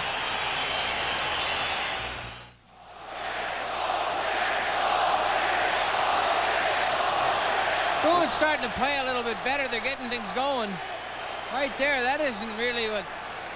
There's the slash by Sidorkowicz. Nice chop across the ribs. Could have said both of them. Hey, Poulin kind of ushered into Sidorkowicz. Poulin a little upset with that call. Good hustle by this line. Davy Christensen leads the way with a couple of great moves. Right here, an outside step around Richards, then it's snapped off the shot quick. Suderkowitz gets an arm on it, a little bit too high. Peter Suderkowitz playing a little better coming out. That might be the call that he got it on, not the other one. I can see now that being the call. That was Poulin taking him out. Yeah, but somebody took Poulin out. That's why he slid into him. Well, that's what I mean. Did he or didn't he? In the corner of the picture, did he pirouette and fall? Or was he absolutely, boom, couldn't change direction, knocked that way. The other one, he was kind of ushered into Suderkowitz. The first replay we saw. So that second one looked a little more blatant. The lone goal of the game by Brad Shaw at 7:16 from Cullen and Hunter. And this is the fourth Hartford power play of the game. The Bruins have 3 power plays, all in the first period. Burridge and Bob Sweeney, Don Sweeney and Ray Bourque on. Zalapsky over the line for Cullen offside. Bruins got a break there. Shane, you have to wait for me. I don't have to wait. Well, that gets it done, right? You have to wait for me.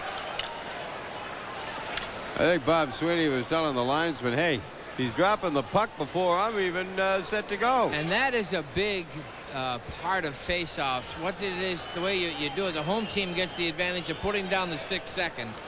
But see, that puck is dropped long before Bob Sweeney is ready, being the second man in. Bruins want to do is get set earlier, regardless, home or away. Get in there, get your stick on the ice, get prepared. Watch his hand, it'll go up before it comes down, and that's when you move. Watch Cullen will try to get in there on those. That was a good clean drop. Cullen won it. Hunter over the line. Dropped it, but Zalapsky couldn't contain it. 4:42 left in the second period. 1-0 the Whalers. And the Bruins with 11 shots in this period. And the Whalers with 7. Here comes Cullen. Over the line of Verbeek. He makes those slick passes. Gets it in deep. Wraps it around the boards. Bob Sweeney can't clear it out. Tipped in by Hunter. Verbeek. Burridge trying to slam it out. Rolls. Moe clears it, but not out. Here comes Shaw lining it up. Shaw in the Verbeek. In the Cullen to Verbeek. Cullen looking in front for Hunter.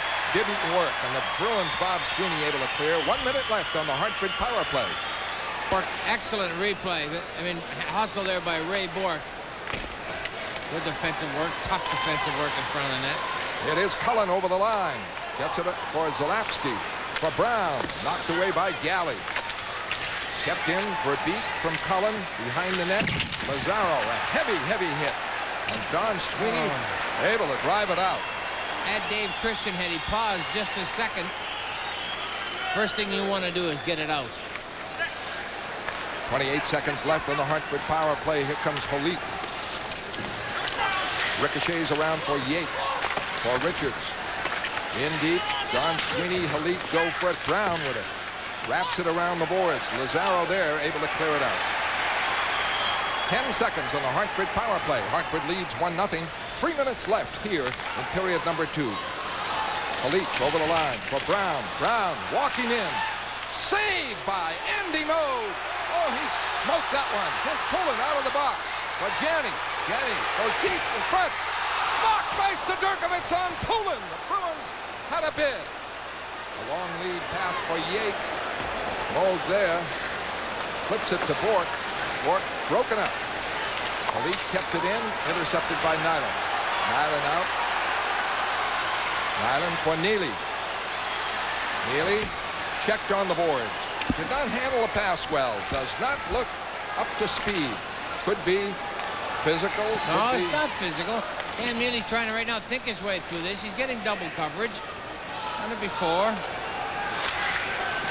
Hartford Whalers are really looking for Neely, and they're not letting Ray Bourque carry the puck. What the Whalers are doing is forcing Bourque to move it, forcing him to pass it, and pass it early. Everson forechecking.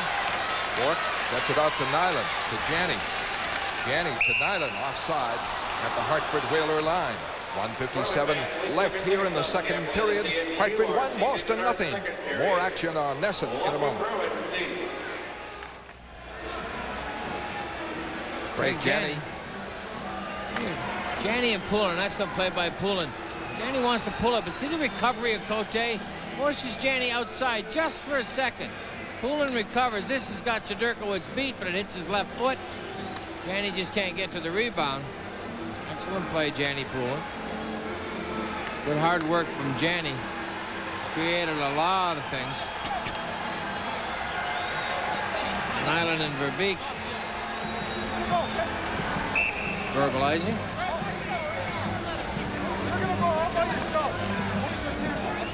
Face-off coming up outside the Whaler line.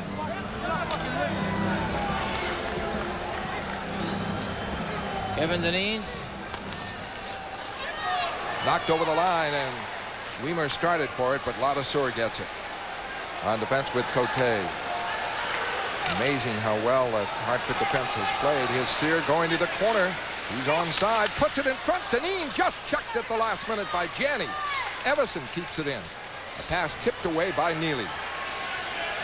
Bruins got a break there. Janney breaking now over the line. Stopped by Cote, pokes it in, and Dineen gets it. Could be icing.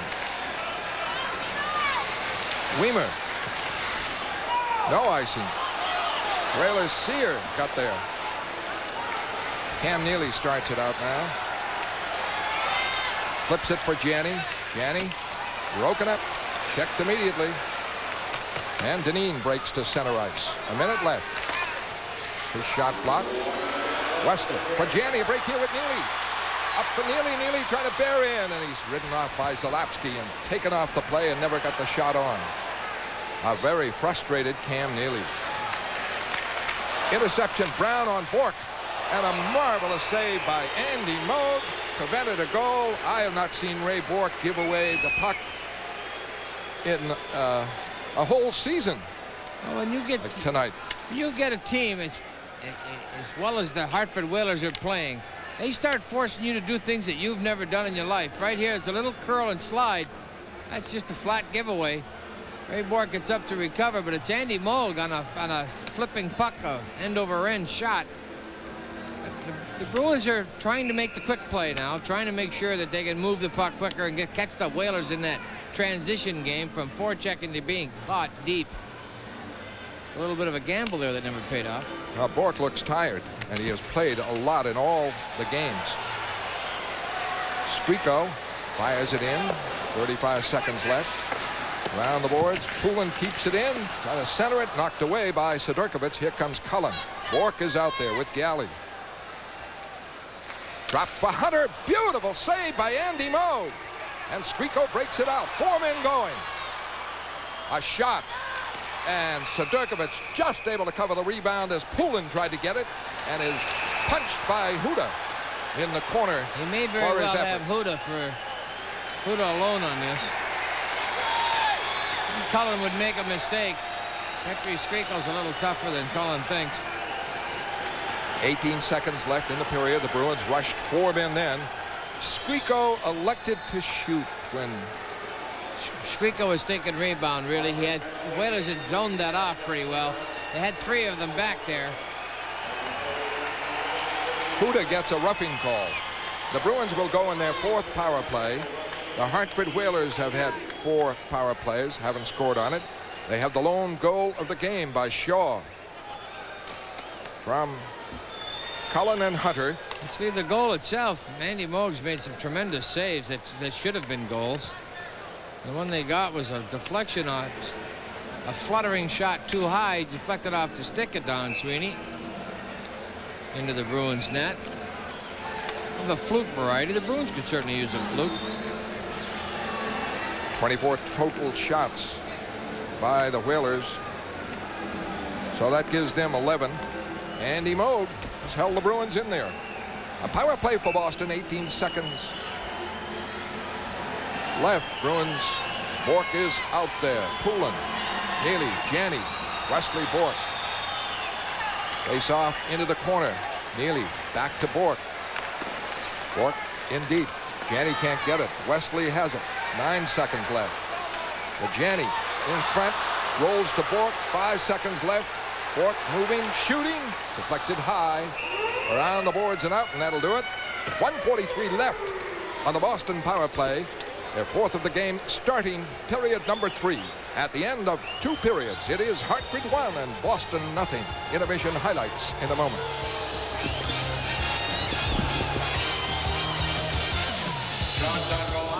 I made a lot of moves in my day, but the best move I ever made was to the Baybank card. Now with Express Check. It's the bank card that works like a check. Shouldn't you make your move to Baybank?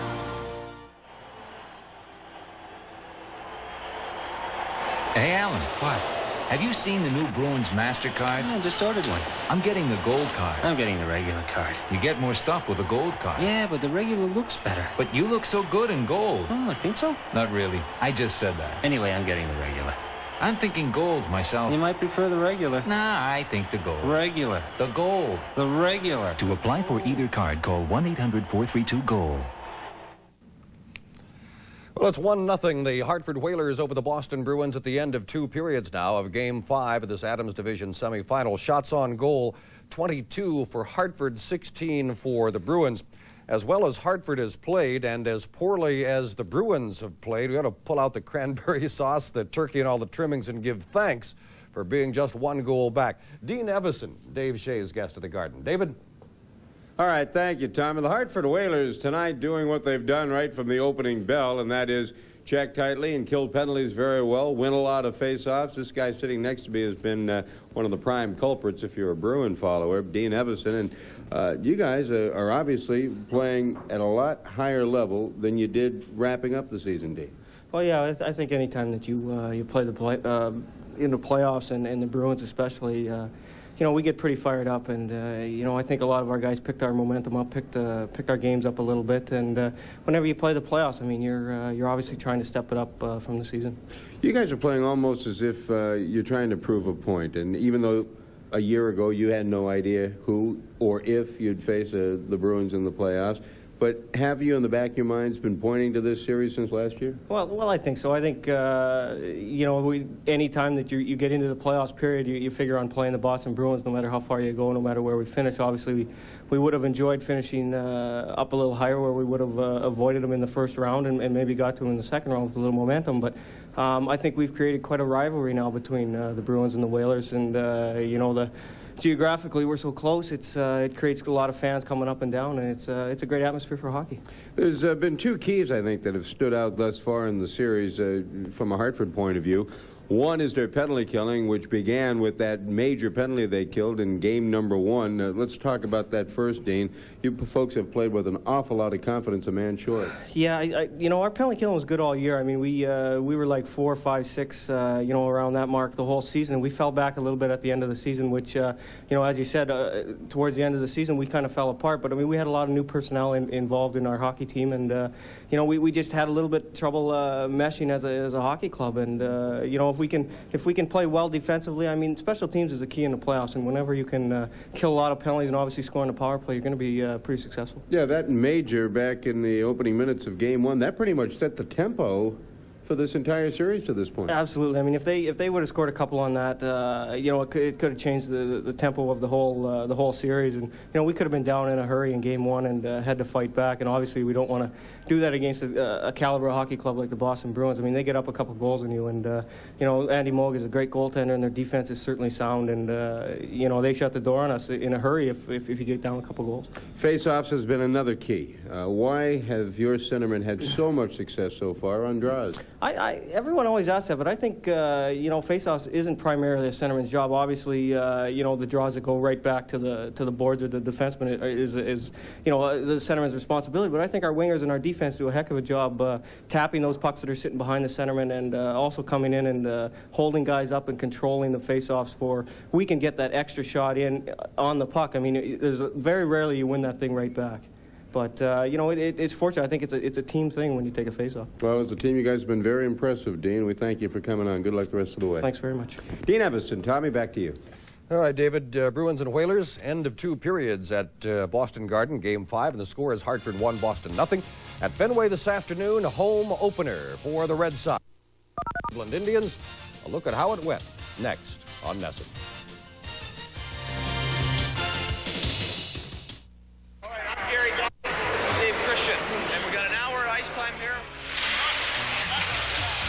thing you have to do is you really have to pay attention to what's going on, okay?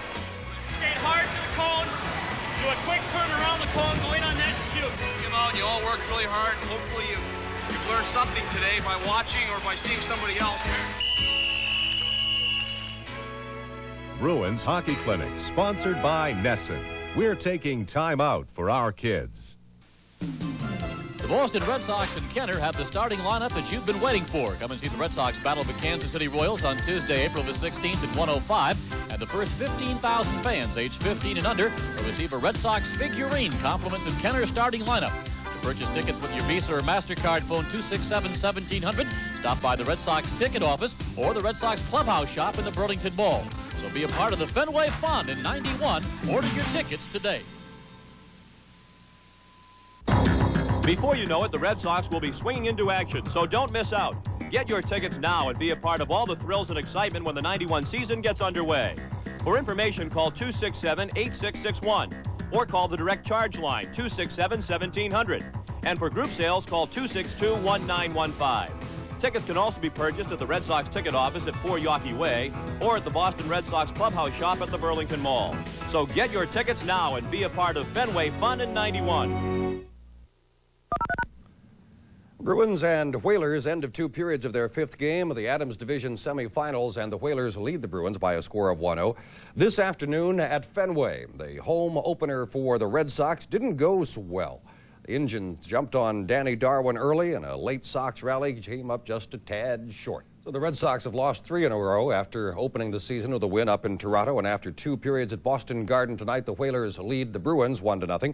Game highlights from that one and from the Buffalo-Montreal game that's going on up at the Forum. That's Game 5 as well, and all the rest of the scores from the hockey playoffs tonight when Bruins hockey continues tonight on your New England Sports Network. To play for this team, you've got to be tough, versatile, fast, and powerful. You've got to be great. That's why the Bruins have GMC Truck on their team. Because no matter what you need, GMC Truck has it. Durability, versatility, quickness, power. Come see the full GMC Truck team. And right now, get a free autographed Bruins poster while supplies last. Come into your New England GMC Truck dealer today. I made a lot of moves in my day. The best move I ever made was to the Bay Bank card. Now with Express Check. It's the bank card that works like a check. Shouldn't you make your move to Bay Bank? So it has turned out to be a tough battle in the opening round. Bruins and Whalers, they came into the second period tied at 0-0. Now after 2 periods, it's Hartford 1 and Boston 0. The only reason Hartford was scoreless in the first period was Andy Moog. He may have been shaky in a couple of the early games, but not here. Blocked. Beautiful goaltending by Andy Moog. Puck kept in by the Whalers. Cullen a shot. Moog the save. How did he make that one? The check by Bork. Loses to Poulin. Poulin can't clear it out. A marvelous stop on Cullen, who intercepted Poulin. Blocked in. And Moog, another terrific save. Hartford a 13-4 shots advantage over the first 20 minutes, but the Bruins were even until 7:16 of the second period. Behind the net, holding, puts it in front for Shaw. Screen shot, score on a deflection. Bradshaw's first of the postseason. Bruins were being badly outplayed, yet were only down 1 courtesy of Andy Moog. Hartford's 4th power play, Poulin interference, and it's up to Andy Moog again. For Brown walking in, saved by Andy Moog. Who is the reason the Bruins are still in the game? 1-0 Whalers after 2. Lone goal of the game, Shaw 7:16 from Cullen with another assist, and Hunter. Game 6, of course, is on Saturday night in Hartford, and if there is a Game 7, that would be back at Boston Garden on Monday night. Depending on circumstances, next Monday night's game could be against either Buffalo or Montreal as well. That game is now 3-2 Montreal. At last report, it was 2-2 tied. Mike Keane gets his second goal of the game. Brent Gilchrist and Dennis Savard have the assist. Canadiens take the lead 3-2. That goal at 9 minutes and 49 seconds of the second period.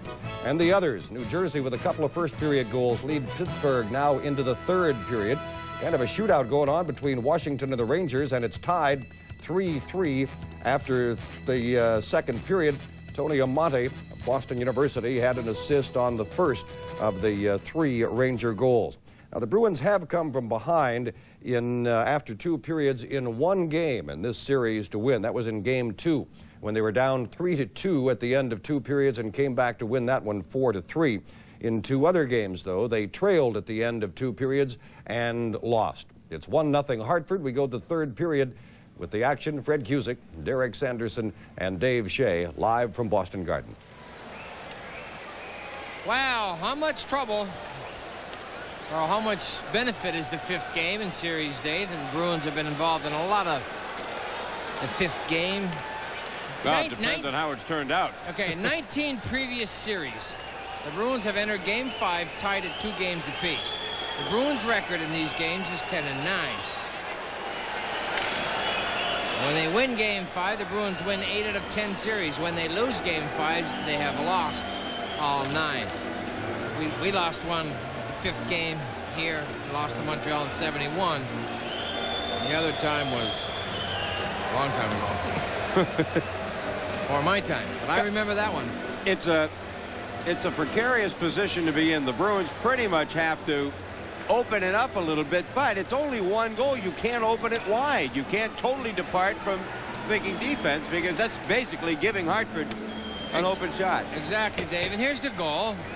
It's going to look pretty harmless at its outset, but there's the interference that's going to, the Bruins can't get to Cullen. No one can get behind the net. Now it's going to come back to Shaw, who's going to flip a shot. It's high. That's over everybody's head. Don Sweeney picks it out of the air and brings it down just below the crossbar. And that is the deciding factor thus far in 40 minutes of hockey, is that fluky goal. Well, let's see who wants it more over the last 20 minutes. That's basically it, Fred. Comes to that, 2 teams are 500. They're both equal. So that and Andy Moog is the deciding factor. Moog has kept it alive. Here, power play. Neely over the line. He has just 1 shot in the game. He took the faceoff. Bork keeps it in. Vladisur checked in deep. Janney gets it in front. Wesley shot. Oh, a magnificent stop. The save of the night by Sedurkovic. Wow. There was a Major League 10 belt catch. Wow. Now it's Peter Sedurkowicz's turn. He may not be having a brilliant series, but he's done everything they've asked him to do in this series, and on this case, more. How did he find that one? When Peter Sedurkowicz has been on top of his crease, out where he is now, he's extremely effective. When the Bruins have burned him, it's when he was deep in his crease. Neely is the face-off man. Kicks it for Bork. Bork along the line holding. In for Wesley. Wesley in for Squeako. Behind the net for Janney in the corner. Back to Bork, a one-timer save. Neely can't dig it out. Rolls back to Bork. Over to Wesley. Wesley in for Janney. Quick pass. Deflected to Everson, and he gets it out to Tomlak. Tomlak didn't play the first couple of games. 1 minute left on the Boston power play. It is their 4th of the night. The Whalers have had 4. A lone goal by Brad Shaw did not come on a power play. Squeako gains the line, and the Bruins are offside. 49 seconds left on the power play. Well, anything happens after this, the Whalers have survived this power play. Should they go another 49 seconds, but that'll also keep them out of the penalty box. It should send a message to the bench. Bruins are starting to penetrate now. They're starting to get it down below, down low where they want. Right here's the shot comes through. Now watch this, comes clean to Neely. Right there. Never has he missed those. Just a tough break. Puck doesn't bounce for him. This is the best Bruin power play of the 4, no question. No doubt about that. Now the Bruins have a face-off man. It's Cam Neely. He's won 3 in a row. Wesley starts it out. Drives it in. Solapsky able to hustle it right out again. Ray Bork winding up. Yates is forechecking.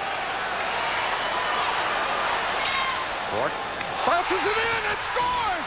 It will be a goal by Janney as it deflected. Did it go off Sayre and hit a Whaler and went in? Oh, yeah. Hit a Whaler.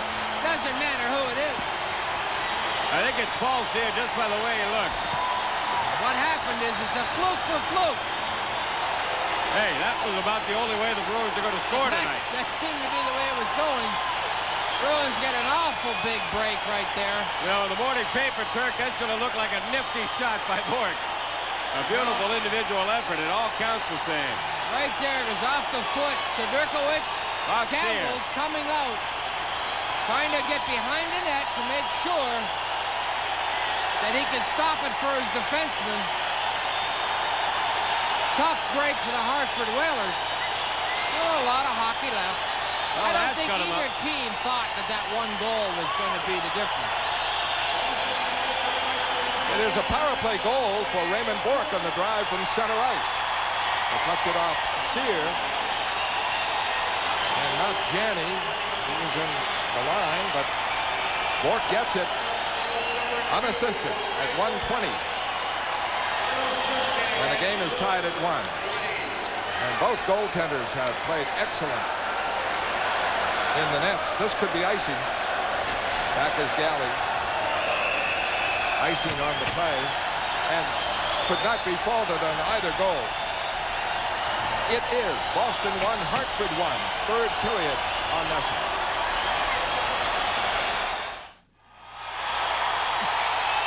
Well, they're a little looser on the bench now.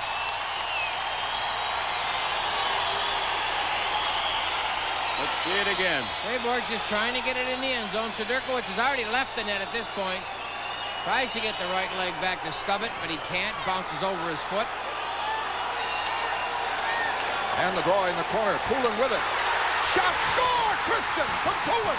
And the Bruins take a 2-1 lead. Chris Nyland is over dancing on the Bruins bench. I mean, this place has gone nutty now. That's all it takes on some nights. Just a little weird bounce, and all of a sudden, momentum has taken a complete 180. That happens so often. But the face-off is the key.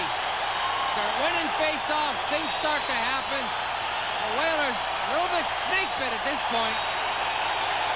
Well, they're not going anywhere. No, they're not going anywhere. A lot of hockey left yet. Right here, back into the corner. Poulin fights for it, gets body position and gets to it. Nice wrist shot right there. But Poulin was the one that maybe he said to himself, that he has that ability, he is that smart, let's go for it. Hartford has called a timeout. Rick Lee wants to get his guys to regroup. Actually, that face-off, Cullen won it, but we talked about it the other night. You can go in the corner and nullify the win. Right. Now, what happened was that Dave Poulin, I've talked a lot with him over certain aspects of the game, and he is a thinking centerman. We've always talked about that. And Poulin, now, you can't draw him back. You've had poor success doing that. A lot of times, centermen that are very good at face-offs allow it to go and look. If there's no Hartford Whaler in the left corner of the building. Poulin knows that. He gets to it first. Zalavsky a little bit out of position. There's the snapshot that beats Sudurkowicz. Christian has scored 3 goals from the same position. And that one just off to the left of Sudurkowicz. Poulin the assist at 1:36. Should the Bruins go on to eliminate the Whalers, NESN's next telecast of Bruins hockey would come your way next Wednesday night, April 17th, and it would be Game 1 of the Adams Division Finals against either Montreal or Buffalo. Tom Larson will have Bruins Digest at 7. Then at 7:30, it'll be Game 1 of the Adams Division Finals. That's if the Bruins eliminate the Whalers. We'd be here next Wednesday, live from the Garden right here on NESN. Draw back to Don Sweeney. The Bruins take the lead with 2 goals, 16 seconds apart. Poulin rushing over the line. A shot blocked by Zalavsky into the stands. A stunned Whaler team. Ray Bourque, a long shot deflected off Sear for a power play goal. His second goal of the series. And Christian from Poulin 16 seconds later for a 2-1 Boston lead. You know the years that we used to watch the Montreal Canadiens beat us on plays like that, and too many men on the ice in the last minute of play and just finding a way to win.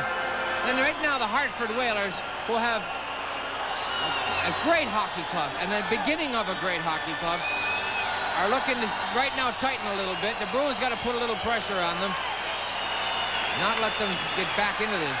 Bruins have 2 shots in the period. and both have been goals. Bruins check the play. Squeako rolls it in. Richards clears it out. Krieger with it. A lead now for Brown. Too far. Weimer quickly clears it out. The Whalers have been able to put on a good attack. An errant pass by Richards, stopped by Weimer. And Squeako over the line. Poulin, a touch pass, broken up. Whalers break. Brown is over the line. Brown fires to the corner. Rolls behind the net. Bork there. Stopped by Cote, wrapped in deep. Krieger checked by Weimer. Weimer up for Poulin. Poulin rushing over the line, holding. Cross now. In is Galley. Picked off by Sidorkovich.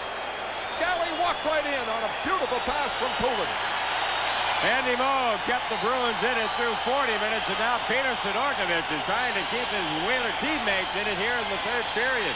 Nice play by Poulin, catching the late man. Watch Sidorkovich come out on right out on top of that crease on Galley.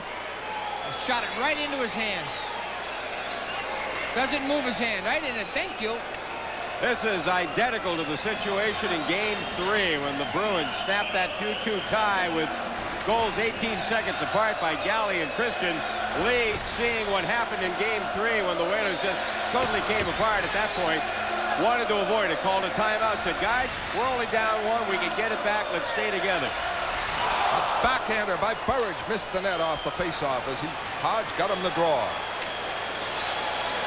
Galley lost it. Ladouceur wraps it in. Whalers without a shot 3 minutes into the third period. The Bruins with 5 and the first 2 scored. Don Sweeney to clear out. Sidorkovich trying to clear it away. Burridge on the boards. Keeps it in. Hodge. Check. Rolls it around. Tomlak trying to come out. And Galley keeps it in. His pass is blocked, though, by Cote. Cote's pass blocked, intended for McKenzie. Each team 4 power plays. The Bruins scored on 1 on a freak goal. Here's Holik, a shot and a save by Moe. Big stop on Holik as he fired from 35 feet on the right boards. Hodge over the line. In deep for Burridge on Shaw. Burridge gets it. Trying to make the play. Shaw back on it.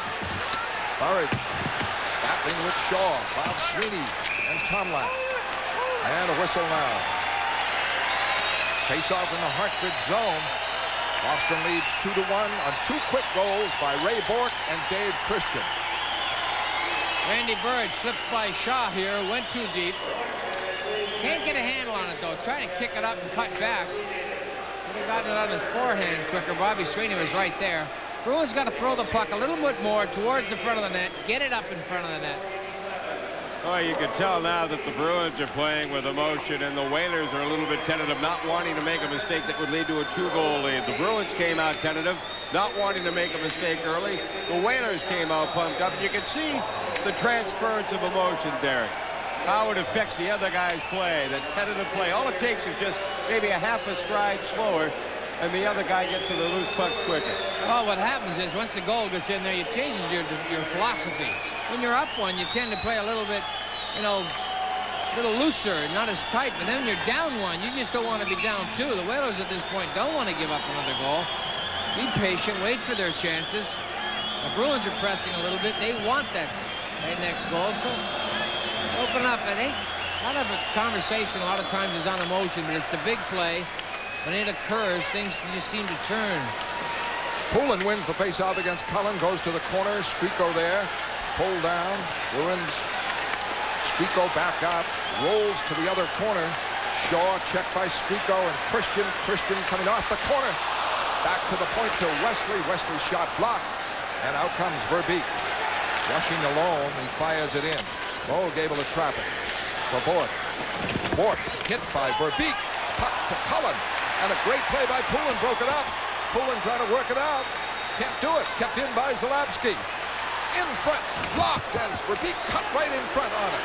Hunter back to the right point. Shot by Shaw. Deflected wide. Poulin gets it to Christian. To Bork. Bork rushing. Checked by 2 men. And Hunter starts back.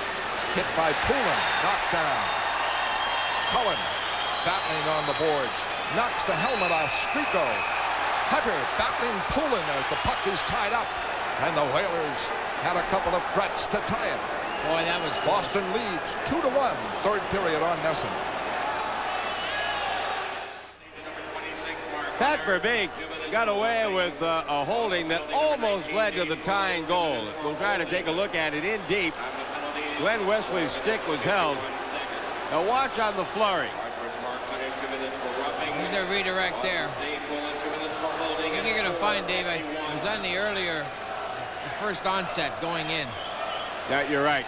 It was earlier than that, but Verbeek held Wesley's stick as they went to the corner. Wesley couldn't get to the puck, and suddenly a Whalers on it. Wesley tried to stand up to take Verbeek. After it, Verbeek just dumped it in. Verbeek broke for it, and then he nailed Donnie Sweeney a dandy hit, and that's what Wesley was trying to prevent. Then when Wesley went to the puck, he held his stick. Poulin and Hunter for roughing at 4:51. Janney the draw to Galley. The Bruins are winning the faceoffs now. Dineen works it out for Krieger. Krieger racing. Trying to move in. Taken down by Galley. The puck rolls near the net. Moog able to tie it up. And Dineen trying to pry it loose. So everybody moves in on Dineen. Kevin Dineen just trying to get things going. He has no intention of doing an all-star disturber. And he can back it up. Oh, yeah. That's what's great about being a disturber that can back it up. Right here, good play by Galley. It's body position on Krieger before he decides to go for him. A good non-call by McCreary on that. Krieger was already off balance. Well, Galley had played the puck. When Galley got his stick on the puck first, Krieger's body's eligible. You're allowed to do anything to him after that pretty well. Kevin Dineen on with Everson and Sear. They're not a checking line anymore. The Whalers are down, and they'll be ready to carry the play. Janney, Hodge, ready for the faceoff. The danger here is Everson winning the draw to Dineen. He can shoot it quick and shoot it hard. 14:54 left, third period, 2-1 Boston. Bruins able to knock it out. A quick play by Lazaro. No icing. And the Bruins, Dineen checking it now. And the whistle, the net dislodged. I think El Cid helped himself out, or at least tried to. Boston 2, Hartford 1, third period on NESN.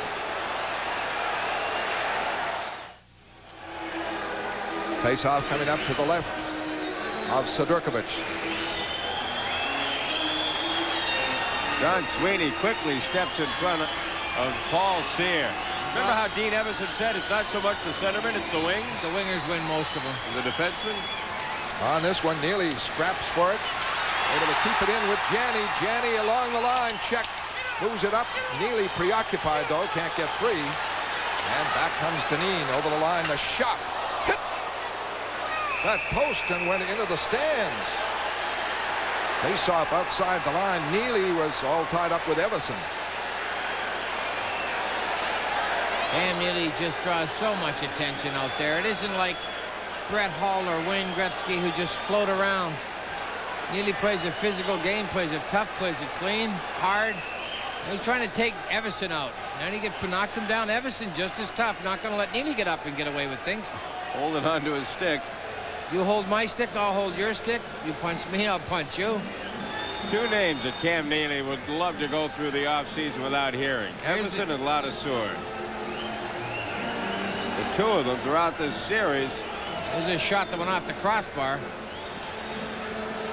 Kevin Dineen fired it, and the Whalers came that close. Why is the face-off, though, inside the Boston line? Well, they're going to say that Moog got a piece of it. It didn't look that way. Well, that's what Andy's arguing about right now. He said he got a piece of it to knock it to the post. Bork is arguing. They say no. The face-off will be just about where Dineen fired it. 14:26 left, third period. Boston leads 2-1. Goals by Bork and Christian. Shaw for Hartford. Ladouceur fires in. Wesley, it'll deflect it out. Ladouceur clears it in. Bork clears it up for Bob Sweeney. Off for Wesley. Pass up. Blocked by Richards. gave it away to Bork. Bork to Burridge, can't hang on. Burridge chases Richards. Richards moves it up the middle to Yake. To Krieger, the speedster. Checked by Bork, it's taken away. Burridge comes back with Bob Sweeney and Nyland. 3-on-2 to Nyland. The shot is wide. Bob Sweeney around the boards, wanting to be careful, comes off the boards, moves in, rolls it near the net, can't get a shot as he was checked by Brown. Major League holding there. Brown has lost his stick. Burridge moves it in front, cleared away. Krieger able to get it out, and that relieved the pressure as Brown probably had a broken stick. Icing against the Whalers, 13:20 left. Third period, the Bruins lead 2-1. And we're on NESN. Well, Rob Brown lost his stick. Right here, Bob Sweeney, nice little tuck on Yake. Now he doesn't have it. There's one. There's a hip. Now let's grab the arm. Now he doesn't have a stick. I don't know what Bill McCreary's seeing. Now he's lost gloves and everything. And the faceoff goes to the Boston zone. Ray Bork looks like he might be playing the whole third period. Clears it away. Winding up is Zalapsky. At center ice, Christian broke it up. Bruins tap it back. Sidorkovich way out of the net to clear it up for Holik. Holik for Verbeek. Drops it in the zone. Bruins check it, break it up. Hodge works it out with Skriko. Skriko drops it in. Winding up is Zalapsky. Off for Verbeek. Over the line. Broken up by Christian. Quick clear out. Huda starts to play. Back up for Cullen. Cullen. Pass across Holik. Doesn't get it. Bruins knock it outside the line. Holik. Right back. Cullen. Checked by Don Sweeney. Goes behind the net. Trying to put it in front. Can't do it. Cleared out. Nobody at the point for the Whalers to keep it in. Huda right back. A lead too far. Galley with it. Tipped up. Janney breaking. Trying to move in. Stops. Cuts. Moves it in deep for Lazaro. Lazaro check. Gets away from Richards. Puts it in front. Neely can't get control. Neely for Lazaro. Scores! Jeff Lazaro, the rookie from Cam Neely to make it 3-1. Boy, is that a big goal. Great hustle by Cam Neely. Fighting all night long, step by step, trying to beat Whalers 2-3 at a time. Gets a little breathing room, makes it play. Jeff Lazaro. Tremendous play by Janney to get it to Lazaro. Good hustle by Jeff to get it behind the net, make the plays, get it going. That's his second playoff goal on a beautiful feed from Neely. Boy, this is a hard-working goal right from beginning to end. Slides around, gets it in front. Neely almost gets it here. Takes a look. Gets it out front. Lazaro calms this down. Finds that far post. That was a bouncing puck. Lazaro from Neely and Janney at 8:05. A 2-goal lead for Boston. Neely checked by Ladouceur, but Bohr covers it. Neely with it. A lead for Janney over the line with Neely. Neely the shot wide. The rebound. And Lazaro had a poke at it. Here's one. Drive by Wesley is blocked and cleared to center ice. Boston leads 3-1, exploding in the third period. McKenzie flattens Janney. Brown is over the line. Dropped it. Bruins control it. A lead for Janney. Cote after him. He cuts away from him. Checked by two Whalers. Lazaro hustles in. Bangs into Brown. Neely goes in to get it. What a play by Lazaro. Back to Don Sweeney. Shot deflected into the stands. And Jeff Lazaro has never stopped skating the entire series. He showed a little composure there after taking a pop in the chops. Cheap shot by Brown, gets the elbow up. Jeff, tough guy, gets the stick up under the legs. And so what do you call that? He just looks, takes the punch in the mouth and says, well, what's that? No, nothing. Yeah, okay. Different rules, I guess, in the National Hockey League than anywhere else. But also... Boy, you talk about an about face. Little pitchfork there. by Lazaro. Where was this reckless abandon for the first 40 minutes? You know, it's just confidence. The Whalers were playing so very, very well the first 40 minutes, and things were going their way. Bruins never really had room to breathe. They didn't have room to make plays. And Sweeney said it in the interview, you got to make the plays quicker. They started to do that and started catching a few Whalers. In deep, Bob Sweeney, 3-1 Boston. Trying to keep that puck in the zone. Hodge closes, shot, save. Burridge trying to jam it home. Hodge gets it. Behind the net, trying to jam it in front. Can't. Cleared away. And the Whalers break it out. Evison to Sear. Wrapped over the line. Galley breaks it up. Boston 3-on-2. Hodge. Bob Sweeney. Shot. Save. Hodge tried to put it between the pads. Hodge keeps it in. Bob Sweeney with it. Holding. Back to the point. Wesley a shot. Blocked. Down goes Hodge. Going to be Emerson. Emerson's going. Power play Boston. Boston 3, Hartford 1. Back in a moment on NESN.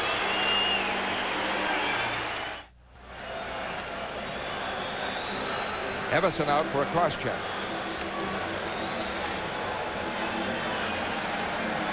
There it is. 10:13 left, third period. Power play Boston. It is their 5th. They're 1 for 4 on a long shot by Bork that hit the skate of Sear and beat Sidorkovich to tie the game at 1. 16 seconds later, Christian from Poulin, then Lazaro from Neely and Janney. Major league fluke. The first 2 goals. Neely is the face-off man now. Run by the Whalers for Cote. Cleared around and out.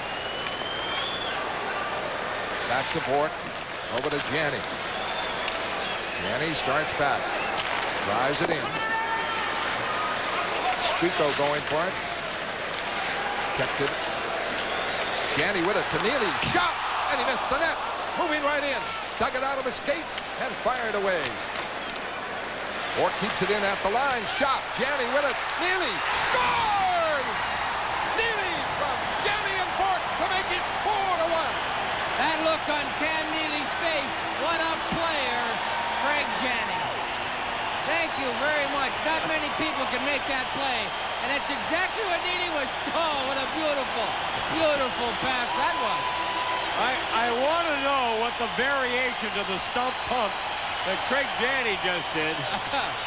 He didn't know. He was so happy. He made a great play to Cam Neely. You want to talk about keeping your cool in front of your net in the Stanley Cup playoff. Great play by Bork to keep it in at the line. Puck is starting to bounce for the Bruins now. Right there, I got you.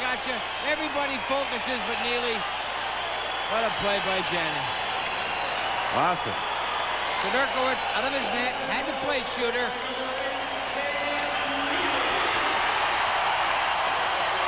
Wow. 9:38 left. The Bruins with a 4-1 lead.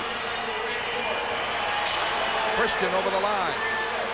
He scored a big goal to give the Bruins the lead, which they have not relinquished but added to. Cullen wraps it in. Up for Bork and the clear out. Poulin and Verbeek just going at it here.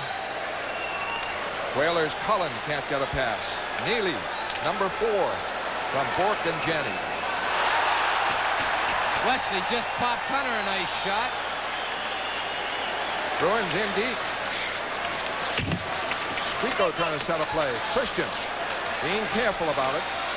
Bob Sweeney in, gets it loose. Makes the careful move. No wild shot that would send the Whalers away. Jams it up with Zalapsky. Bruins are making a line change here. And the faceoff call to the right of Sidorkovich. Good strong work along the boards by Bob Sweeney to keep Cullen from digging that free. Made up a lot of ice, a lot of time on the clock. Sidorkovich playing oh so very well. Bruins kind of putting it together here in the third period. Couldn't do a thing for 40 minutes. They have 12 shots, and the Whalers have 2. A total reversal, and the Bruins have to salute Andy Moog. Oh, do they ever. No matter how many they get. They got 62 goals. You still got to look at Andy Moog saved this game a long time ago. Everson, Bob Sweeney. Down goes Everson. Bob Sweeney with it. Off for Nyland. Back on the other side for Burridge. In front, knocked away. Nyland. A backhander, blocked. Loose. And kept in by Galley. Screen shot, deflected. Sedurkovich scrambles, saves.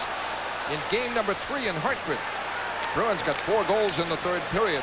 And they have 4 here. Don Sweeney breaks it up on Richards. Puck rides across Galley. Beats Everson to it. And clears it in the Boston end. Gary Galley sacrificing the body there to get that puck up. He knew he was going to get hit. Bruins have now outshot the Whalers 28-26. Sear for Halik, broken up. Janney for Neely. Neely is hit, and he gives Sear a rough time. Sear trying to take him out of there. Halik is broken up. A steal by Sear, though. 3-on-2. Sear, pass behind Cote, the defenseman. Cote wraps it in deep. Bork with it. And the Bruins break it out. In the center ice, Wesley just drops it in. 7 minutes left, third period. Boston leads 4-1. A 4-goal explosion. Bork, Christian, Lazaro, and Neely. Galley, a hard hit on Krieger. And Don Sweeney wraps it in. Squeako bangs in the Cote. Pulling with it. Looking for Christian. They combine for the big one. The 2-1 lead for Boston. Dave Christian. Christian just picked that. Oh, Squeako is open. Blocked. Poulin behind the net. Blocked by Sedurkovich. Krieger breaks it out. Don Sweeney checks him. And Galley gets it. Wraps it around and out. 6:20 left, third period. 4-1 Boston. Offside pass to Hunter. Hunter comes right after Galley for quickly separated. Dave Shea, NHL update. All right, Fred, Montreal right now nursing a 1-goal lead. Third period, 3-2 over Buffalo. New Jersey also battling Pittsburgh. Right now it's tied 2-2 as Larry Murphy has tied things up for Pittsburgh, and the Rangers have taken a 4-3 lead on a goal by Rice in the third period. This playoff update has been brought to you by Budweiser.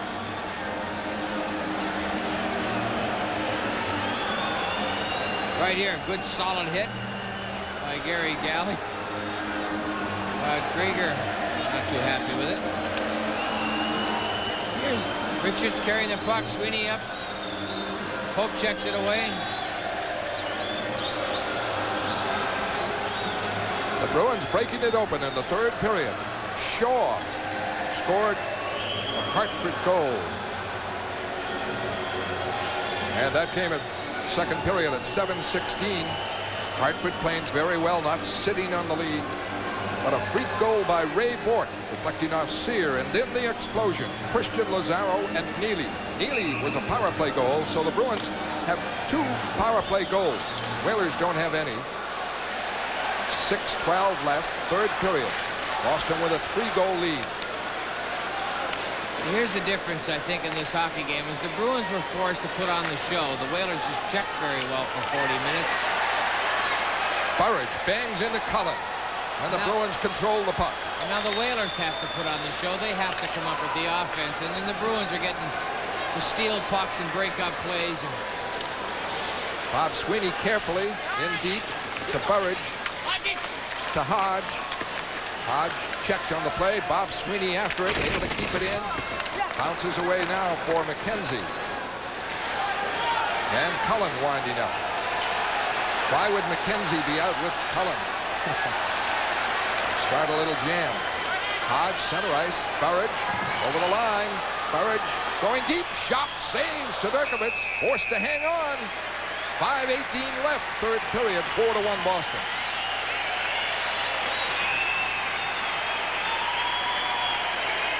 It's amazing how quickly this game could change. Oh, yeah. Hartford Whalers playing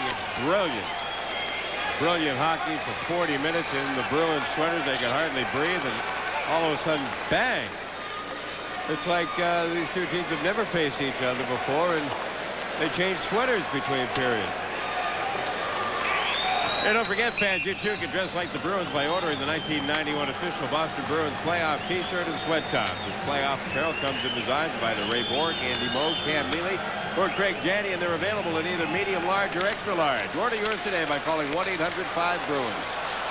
Lazaro hustles, taken down. He can't get the loose puck. It's cleared out. Offside is Dineen. That could be icing. Well, Wesley with it. Works it free.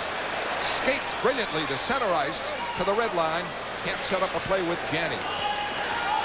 Whalers drive it back in. This may be icing. 4:54 left. The Whalers with just 2 shots in the third period. They had 13 in the first, 11 in the second. How often does a goaltender's performance go for naught? I mean, you don't remember Andy Moog, the save after save after save he made. Now the Bruins have 4 goals. Great playing by Glenn Wesley. He's been playing so well the last 4 months. No, that's the difference. I mean, this is almost a reversal of the first period. The difference being Moog didn't allow anything in the first period. Sidorkovich has gotten burned for 4 here as the Bruins have outshot them 14-4. If Moog has the mediocre period, the Bruins are down by 3 goals. I mean, he had a sensational period. He made 7 or 8 sensational saves. Second period, he made 3 or 4. Whalers break it out. Yake for Brown. Back. Broken up by Galley. Galley lost it. Rolled in wide of Moog. But the Bruins dig it free. They're right on top of the play. And out comes Poulin for Christian. They combine for the big goal, the 2-1 lead.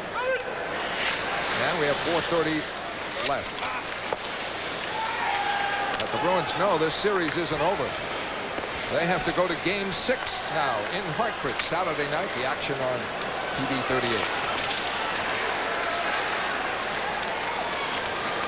Richards winding up. Center ice, Squeako with it. There's no double shifting of Cullen. I mean, Lee, the other night, only used Cullen for 4.5 minutes in the second period. Very sparingly, as though he's looking for the right spot or what he said is 4-1, the game is the Bruins. Burridge, a hard hit in deep. Oh, and here comes everybody. Sidorkovich over there, a frustrated goaltender. And that is twice Randy Burridge has done that. And that will bring on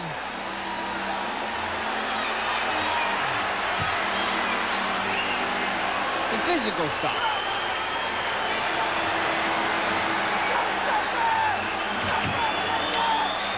Brown. Now they should just let Brown and Burridge go at it. Randy Burridge not afraid of Brown. Another fight breaks out.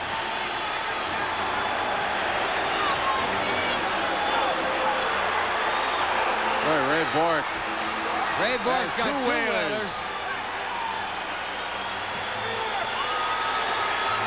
Tomlak, I think, grabbed Bob Sweeney from behind and dragged him down. Brown and Wesley.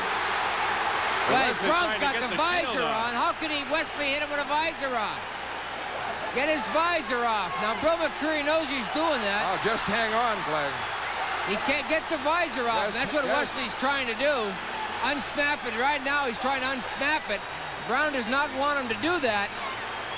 McCreary, there's...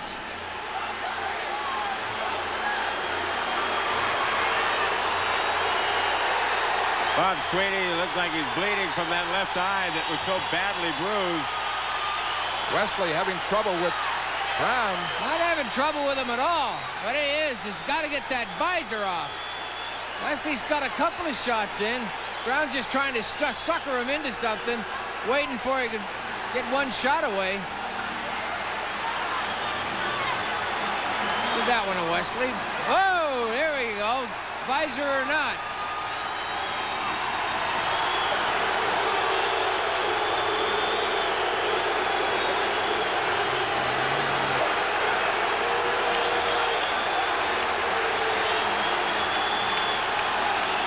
Brown has lost it. Rob Brown has, lost it. I mean, you know, it's not as if he's a heavyweight contender. He's not a fighter. It looks like he got his hat handed to him as far as I'm concerned. He's kind of fooling himself. Wesley looks fine. He's composed.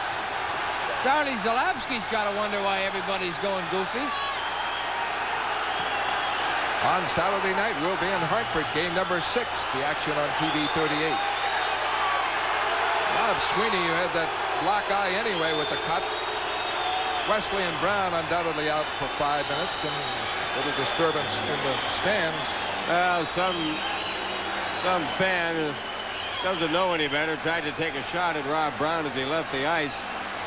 Yeah, it's one thing for the boys on the ice to go after each other, but when the fans think that they're part of the club and they can do it, that's I've had a bad. Conversation or two with fans in the seating area. Up close and personal while you still had your skates on. Up close and personal if you'd like to discuss it on a later date.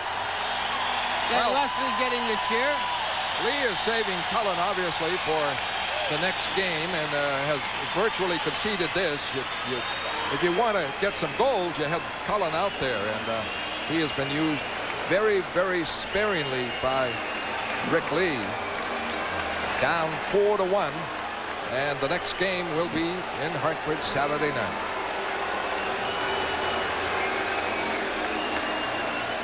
Ricky Lee. Tonight's game is being brought to you in part by Bud Light. Everything else is just a light. And by your New England GMC truck dealers. It's not just a truck anymore. It's quality on the road. And by your New England area Century 21 offices. Put your trust in number 1, Century 21. And by Mobil One synthetic motor oil. Isn't your car worth the extra protection? There's the end result. Gloves and sticks and helmets and all sorts of paraphernalia out there. All started with Randy Burridge. Let's see how this all began. Goes in on Sidorkiewicz. Right here, he's going in. Sidorkiewicz dumps it. Little check. All right, Randy, you're guilty. Now Randy goes, oh, well, what's going on here? An onslaught. Kenny Hodge gets in on this defense, gets Verbeek out of the way. Yeah, 4 Whalers in on Randy Burridge, including El Cid. Ray Bork got in time, pulling people off. Zalapski's got Bork. Like the Keystone Cops, everybody overran Bork. I mean, Burridge. Ray Bork kept it under control until Bob Sweeney got suckered from behind, and I think it was Mike Tomlak who suckered him. And then Raymond said, that's it. Enough is enough. We have 3:42 left in the third period, a 4-1 lead for the Boston Bruins, and the number 1 star, no question about it, Andy Moog. Well, he came up huge when they had to have a great performance in goal. And did they need a great performance that first 40 minutes? Especially the first 20. Hand it to your goalkeeper. He has looked at 26 shots. The goal by Shaw was a deflection of his defenseman, Don Sweeney. Never had a chance on that. Everything else he has handled flawlessly and has been the key factor here. The Bruins finally getting on track and exploding for 4 goals for the 4-1 lead. All 4 games tonight, the 4 division semifinals, are all a little bit crazy. Montreal holding on to that lead. Mike Keane with his second goal of the game has given Montreal a 3-2 lead. New Jersey on a goal by Fetisov has taken the lead down in Pittsburgh. I guess Pittsburgh has tied it up again. Is that right? 3-3? I think it was at Pittsburgh 3-3. Montreal still ahead 3-2. Nope, Buffalo has tied it up 3-3. Okay. There you go. That's what I saw. Fetisov has given New Jersey a 3-2 lead in Pittsburgh in the third. And Hatcher has tied things up on the power play for Washington in New York, 4-4 in the third. So nothing's coming easy to anybody. The Bruins look like a powerhouse now with this 3-goal lead. And a penalty to Sidorkiewicz out of all that battling, and Whalers now near the Boston bench. What is going on there? I think Ken Hodge is having some words with Verbeek. And Mike Milbury has both hands on both shoulders of Ken Hodge, saying, you sit here until those guys are in their room. There's Bob Sweeney. That was Swoop who he was holding on to, not Kenny Hodge. It was Bob Sweeney. But look at that. He got suckered. I wish we had the replay, but somebody came up from behind him and dragged him down with a glove across the eye. No, his head might have hit the ice when he went down. What you don't want to do, you'll have time. That eye will come back down before the next game. And they're going to throw him out for being on the end of that. Hey, remember, fans, NESN is the place to be to catch up on all the scores and highlights with Sports Desk, the morning edition. Amy Stone is your host for a 15-minute comprehensive roundup of the entire sporting scene, from late-breaking news to the games out on the West Coast. That's Sports Desk, the morning edition, every weekday morning from 5 till 8 right here on NESN. John Cullen had 4 shots in the first 2 periods. He had a couple of real threatening ones, and Andy Moog, he was stopped. Bruins exploding for 4 here in the third. Bork a power play, Christian, Lazaro, Neely a power play. Shaw scored in the second period for Hartford. Long delay. The Bruins will start with a power play with 3:42 left in the third period. Toughest thing in the world is to get back into the flow of things now. Eat the clock up by good solid defense. Bill McCrary apparently explaining things to the satisfaction of Rick Lee and the Whaler bench, although John Cullen's kind of shaking his head as if to say, did you understand what he said? Did you understand how he came to the fact that we're shorthanded?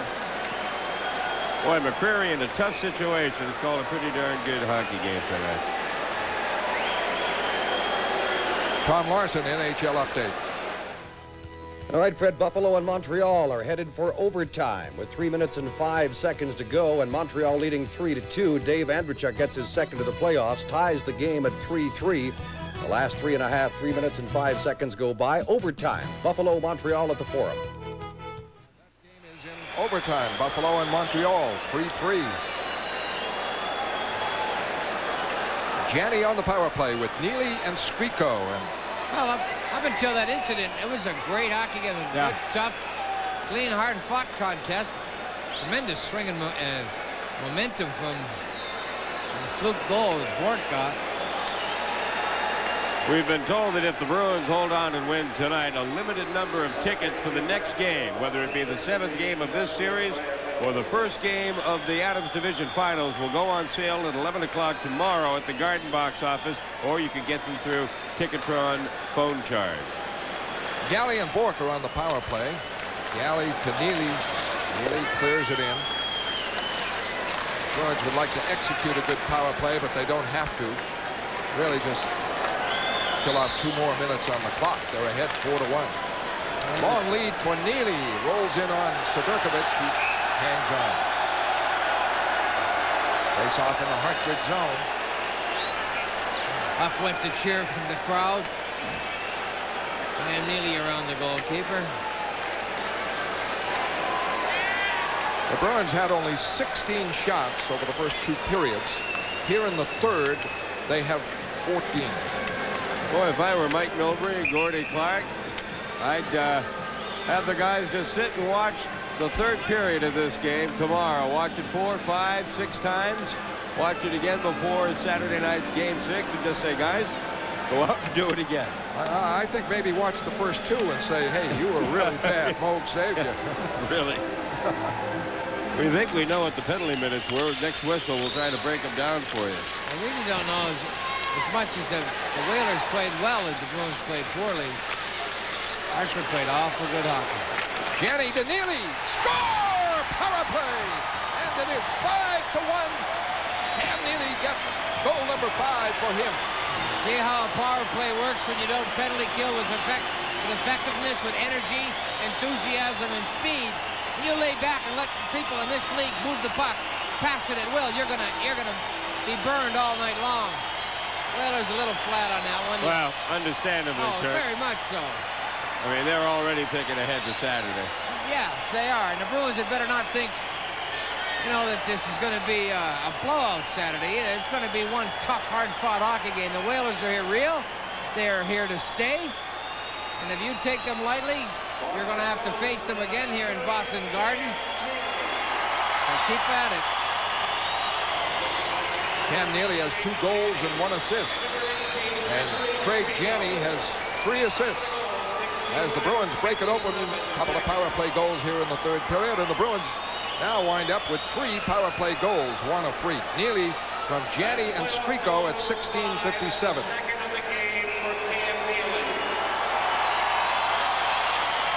But the #1 star going away, Andy Moog. He's had a quiet third period, but prior to that, the Whalers had a ton of chances. Don Sweeney trying to clear it out. Kept in by Tomlak. Lock. Net dislodged and a jam up in front.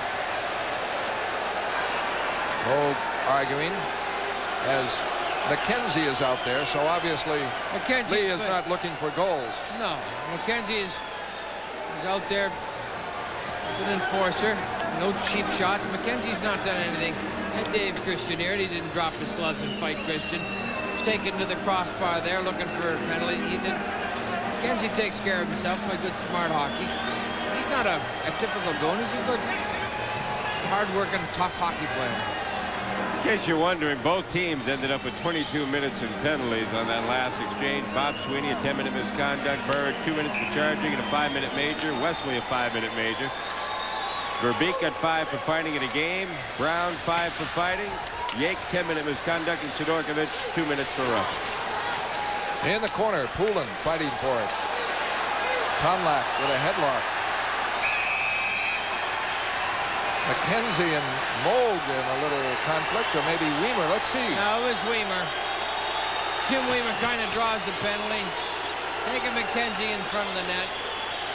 McKenzie definitely cuffed him a couple of elbows in a row. Only McKenzie goes. 2:29 left. Only McKenzie did anything. The Boston Bruins with 5 goals in the third period. To break it open, Ray Bourque, Dave Christian, Jeff Lazaro, Cam Neely with 2. And the last 2 by Neely were power play goals. McKenzie for roughing at 17:31. Rick Lee can say, we outplayed them for 2 periods. We had a lead. The Bruins will say, talent will out. That's Shakespeare. Allen will out. Well, I'll tell you. Galley drives it in. I don't think you can give Moog enough credit for this victory. There's Weimer closing, shooting and scoring. Jim Weimer, a power play goal to make it 6-1. This is what happens. The Hartford Whalers would just as soon wrap this up and go home now. Everything's working for the Bruins now. Jim Weimer picked that corner. A beautiful shot by Weimer. That's 4 power play goals, Derek. Sends a little messy, but the Hartford Whalers they can take heart in the fact that they're not skating at this point. They're just kind of standing around. Weimer unloads this one. Just a perfect shot. You know, this is a great goal any time of the year. Under any circumstances, low hard on the corner. Lurkowicz wasn't looking to boot it. That was a beautiful goal by Weimer. So the Bruins with 6 goals in the third period, 4 of them power play goals. You know, a lot of times you got examples of kids. The kids play, high school players especially and younger, and take it sometimes. You're going to take some business in front of the net. Going to get elbowed and punched. Weimer took it. McKenzie went to the box and Weimer gets it. There's justice for you. 6-1 Boston. Back comes Sear. An offside pass to him and 1:55 left. And Andy Moog just kind of skating around this, and it has not been busy in the third, but I tell you, he played, well, it's in his record anyway, an outstanding goaltender. I earned my money in the first 40 minutes right there. Andy Moog knows what a goaltender gets paid for, and that's it. Hold your hockey club in it until they wake up hopefully they do before it's over. The Bruins came out, got a fluke, and then things started going their way. The puck started to bounce for them. Time running out, 6-1 Boston. This is not a 6-1 hockey game. Here comes Everson over the line. Check. Keeps it, puts it in front. Batted away by Galley. 1:35 left. And the fans filing out. Hodge able to break it up at center ice. Keep control. Don Sweeney to Galley. Bruins hitting the open man. Here's Everson going. Pounding away on Don Sweeney. Now Everson's on the bottom. You don't think much of Everson for... No, you gotta... anybody, you may not think much of him as a Bruins fan or whatever for... You gotta settle scores, and you're gonna settle. You may as well settle them when the game is out of reach. Don Sweeney can handle himself.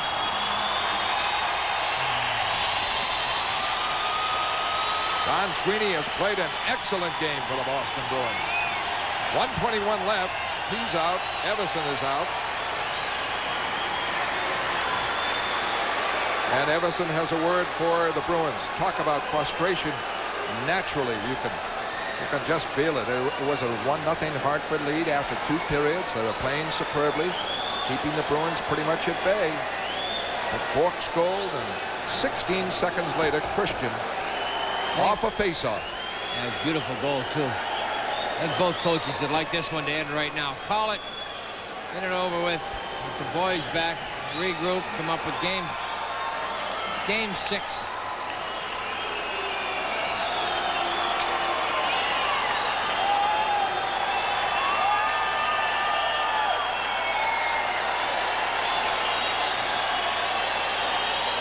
And we're waiting for the face-off.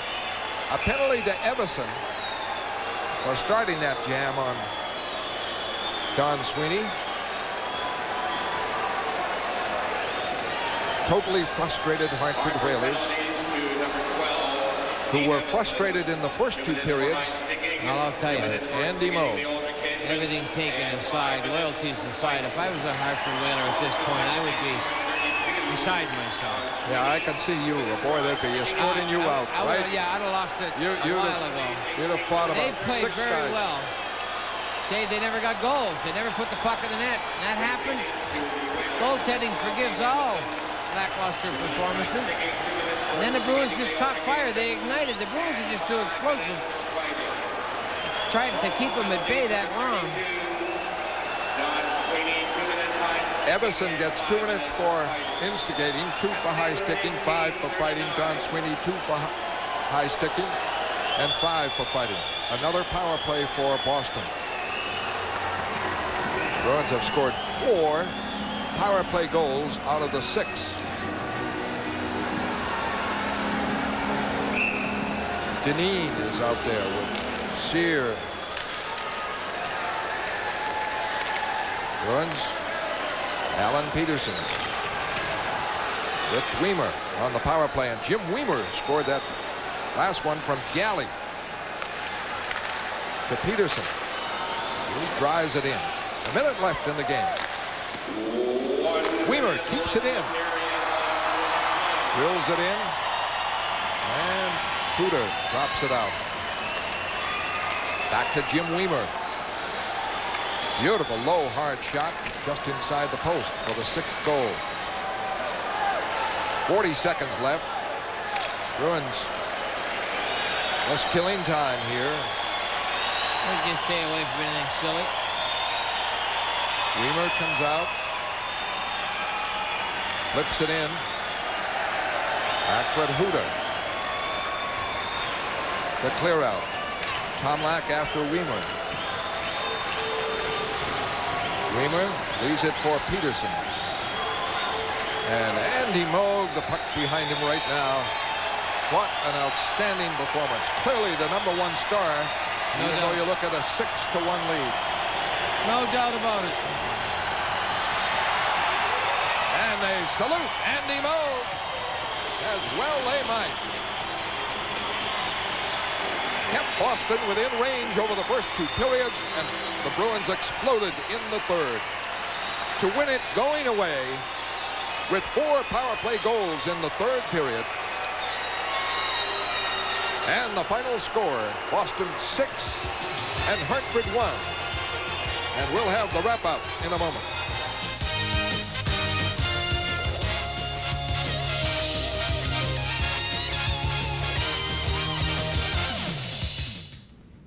So the final in tonight's 5th game from Boston Garden. The Boston Bruins win it by a score of 6-1 over the Hartford Whalers after they trailed 1-0 coming into the third period. And the Bruins now lead the series 3-2 with Game 6 at the Hartford Civic Center on Saturday night. I'm Tom Larson. This is Bruins Instant Replay. And now 13 of the 21 goals that the Bruins have scored in these 5 games against the Hartford Whalers have come in the third period of play, when the Bruins have outscored the Whalers by a margin of 13-4.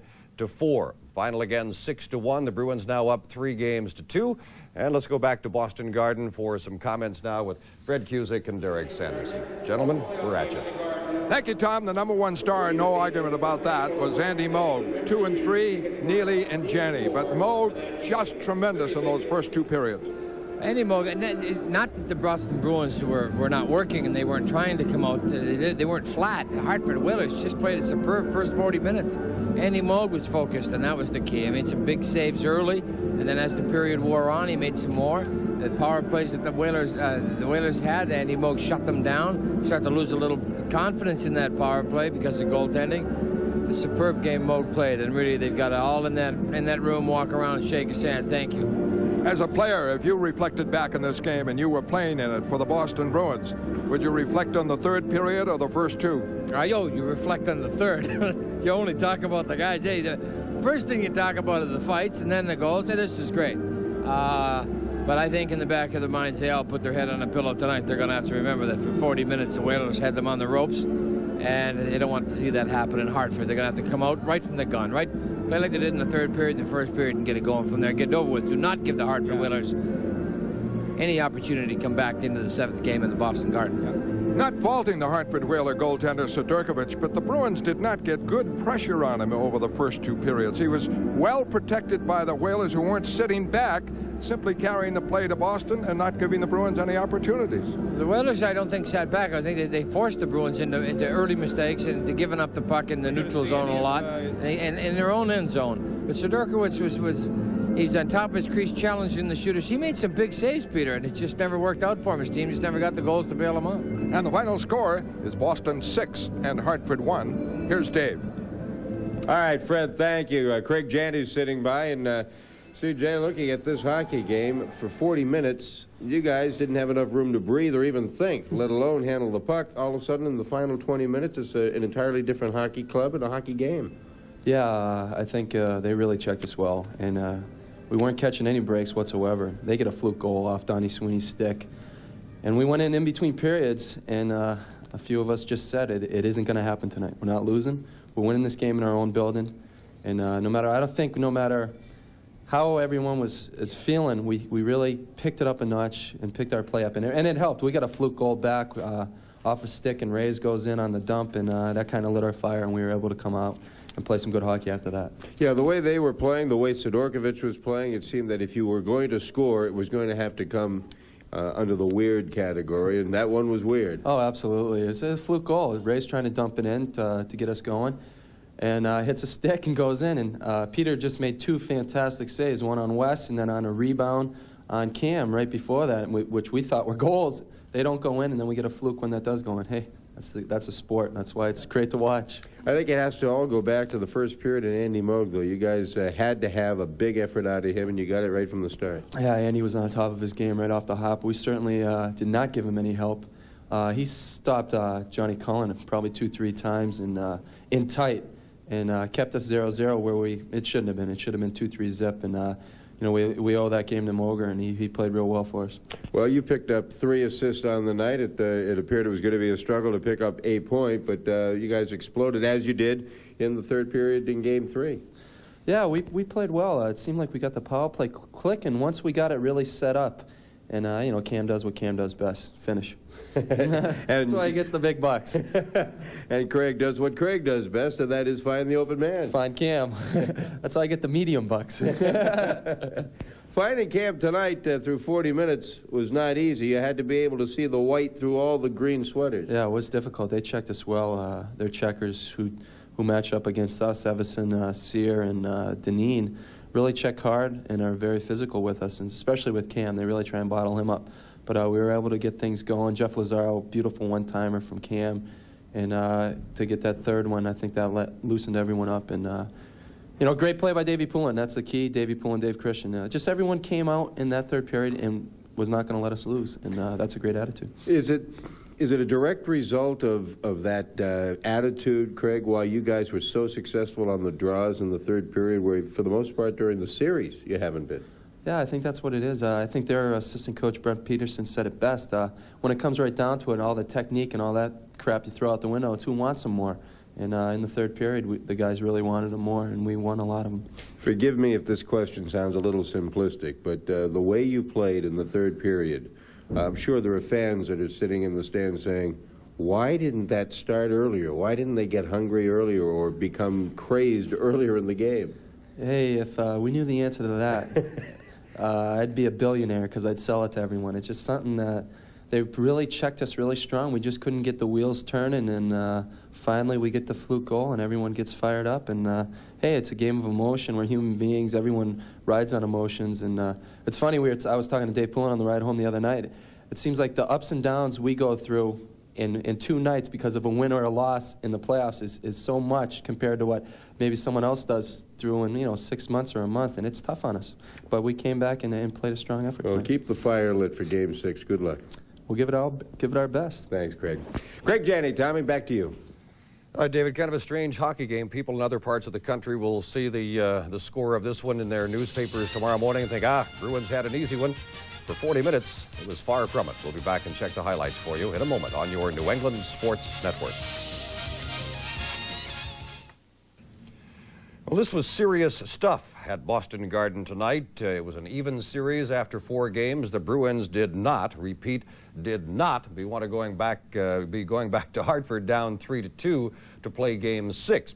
In the Hartford goal, again, it was Peter Zadorkovich. And for the Bruins, again, Andy Moog, who'd been a little shaky earlier, but not in Game 5. Blocked. Beautiful goaltending by Andy Moog. Puck kept in by the Whalers. Cullen, a shot. Moog, the save. How did he make that one? The check by Bork. Loses to Poulin. Poulin can't clear it out. A marvelous stop on Cullen, who intercepted Poulin, blocked in, and Moog, another terrific save. The Whalers had a 13-4 shots on goal margin in the first period, but scoreless until 7:16 of the second. Cullen moves in behind the net, holding, puts it in front for Shaw. Screen shot, score on a deflection. First of the playoffs for Shaw, the Bruins were being thoroughly outplayed. That man, though, was keeping them involved. Another Hartford power play, Poulin for interference. It's all up to Andy Moog again, and still. Brown walking in. Saved by Andy Moog. He had carried them on his back into the third period and kept them within striking distance. Somebody needed to score. Bounces it in and scores! It will be a goal by Janney as it deflected. And the draw in the corner, Poulin with it. Shot, score! Christian from Poulin. And the Bruins take a 2-1 lead. From Richards, puts it in front. Neely can't get control. Neely for Lazaro. Scores! Jeff Lazaro, the rookie from Cam Neely to make it 3-1. Serious goal-scoring explosion now for the Bruins. Cam Neely nets number 4. Shows the long reach. 4-1 Boston. A little over 3 to play. Everybody goes after everybody, and the Bruins come out of it with a power play, which turns into the 5th goal of the period.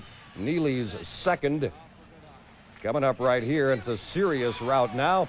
Before it's over, Jim Weaver gets one more, and the Bruins go up 3-2 in the series with Game 6 in Hartford on Saturday night. Great effort by Andy Moog. The only goal that he allowed was the one in the second period by Brad Shaw at 7:16. That Hartford lead stood into the third period when the Bruins exploded.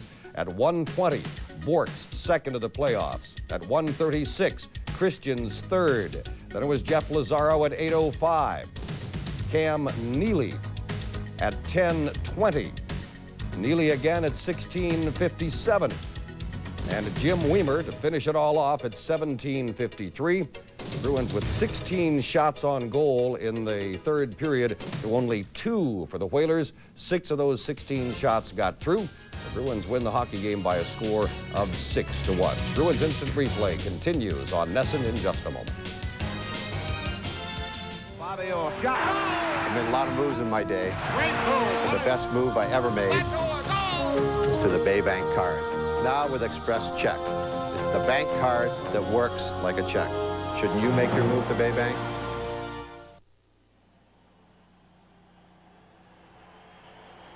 Okay, guys, I'll write it down for you.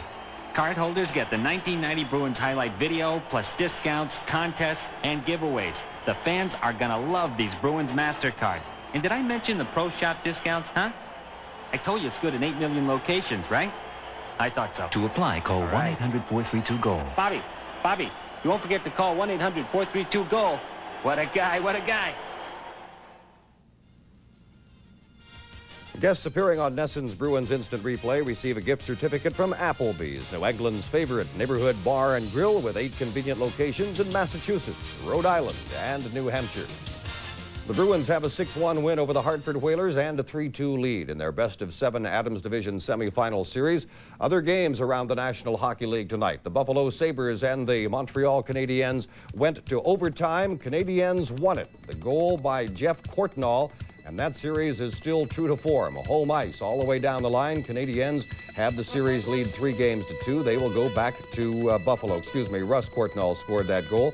New Jersey and Pittsburgh. Final score there was 4-2 Jersey. Jersey is a 3-2 leader over Pittsburgh, and they have Game 6 on their home ice. Another overtime game underway at Madison Square Garden between the Washington Caps and the New York Rangers. That series is tied at 2-2. Now, the Bruins have never lost a playoff series in which they went into Game 5 tied at 2-2 and won that 5th game. In those series, they are 9 for 9 when they won the 5th game. This series, then, is number 10 as they go to Hartford for Game 6. That's Bruins Instant Replay for tonight. The series back to the Hartford Civic Center for the 6th game. The Bruins are up 3-2. Final score again at Boston Garden tonight. The Boston Bruins 6 and the Hartford Whalers 1.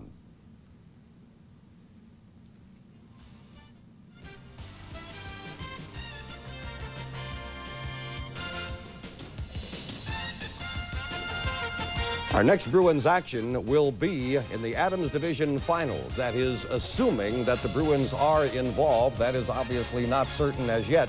It would be the first game next Wednesday night against either Montreal or Buffalo live at 7:30 from Boston Garden. And join us on Saturday here on NESN, the Red Sox and the Cleveland Indians. Game time 1:15 live from Fenway Park. Bob Kurtz and Red Sox Digest at 1. This has been an exclusive presentation of NESN, your New England sports network, and your ticket to Boston Bruins hockey.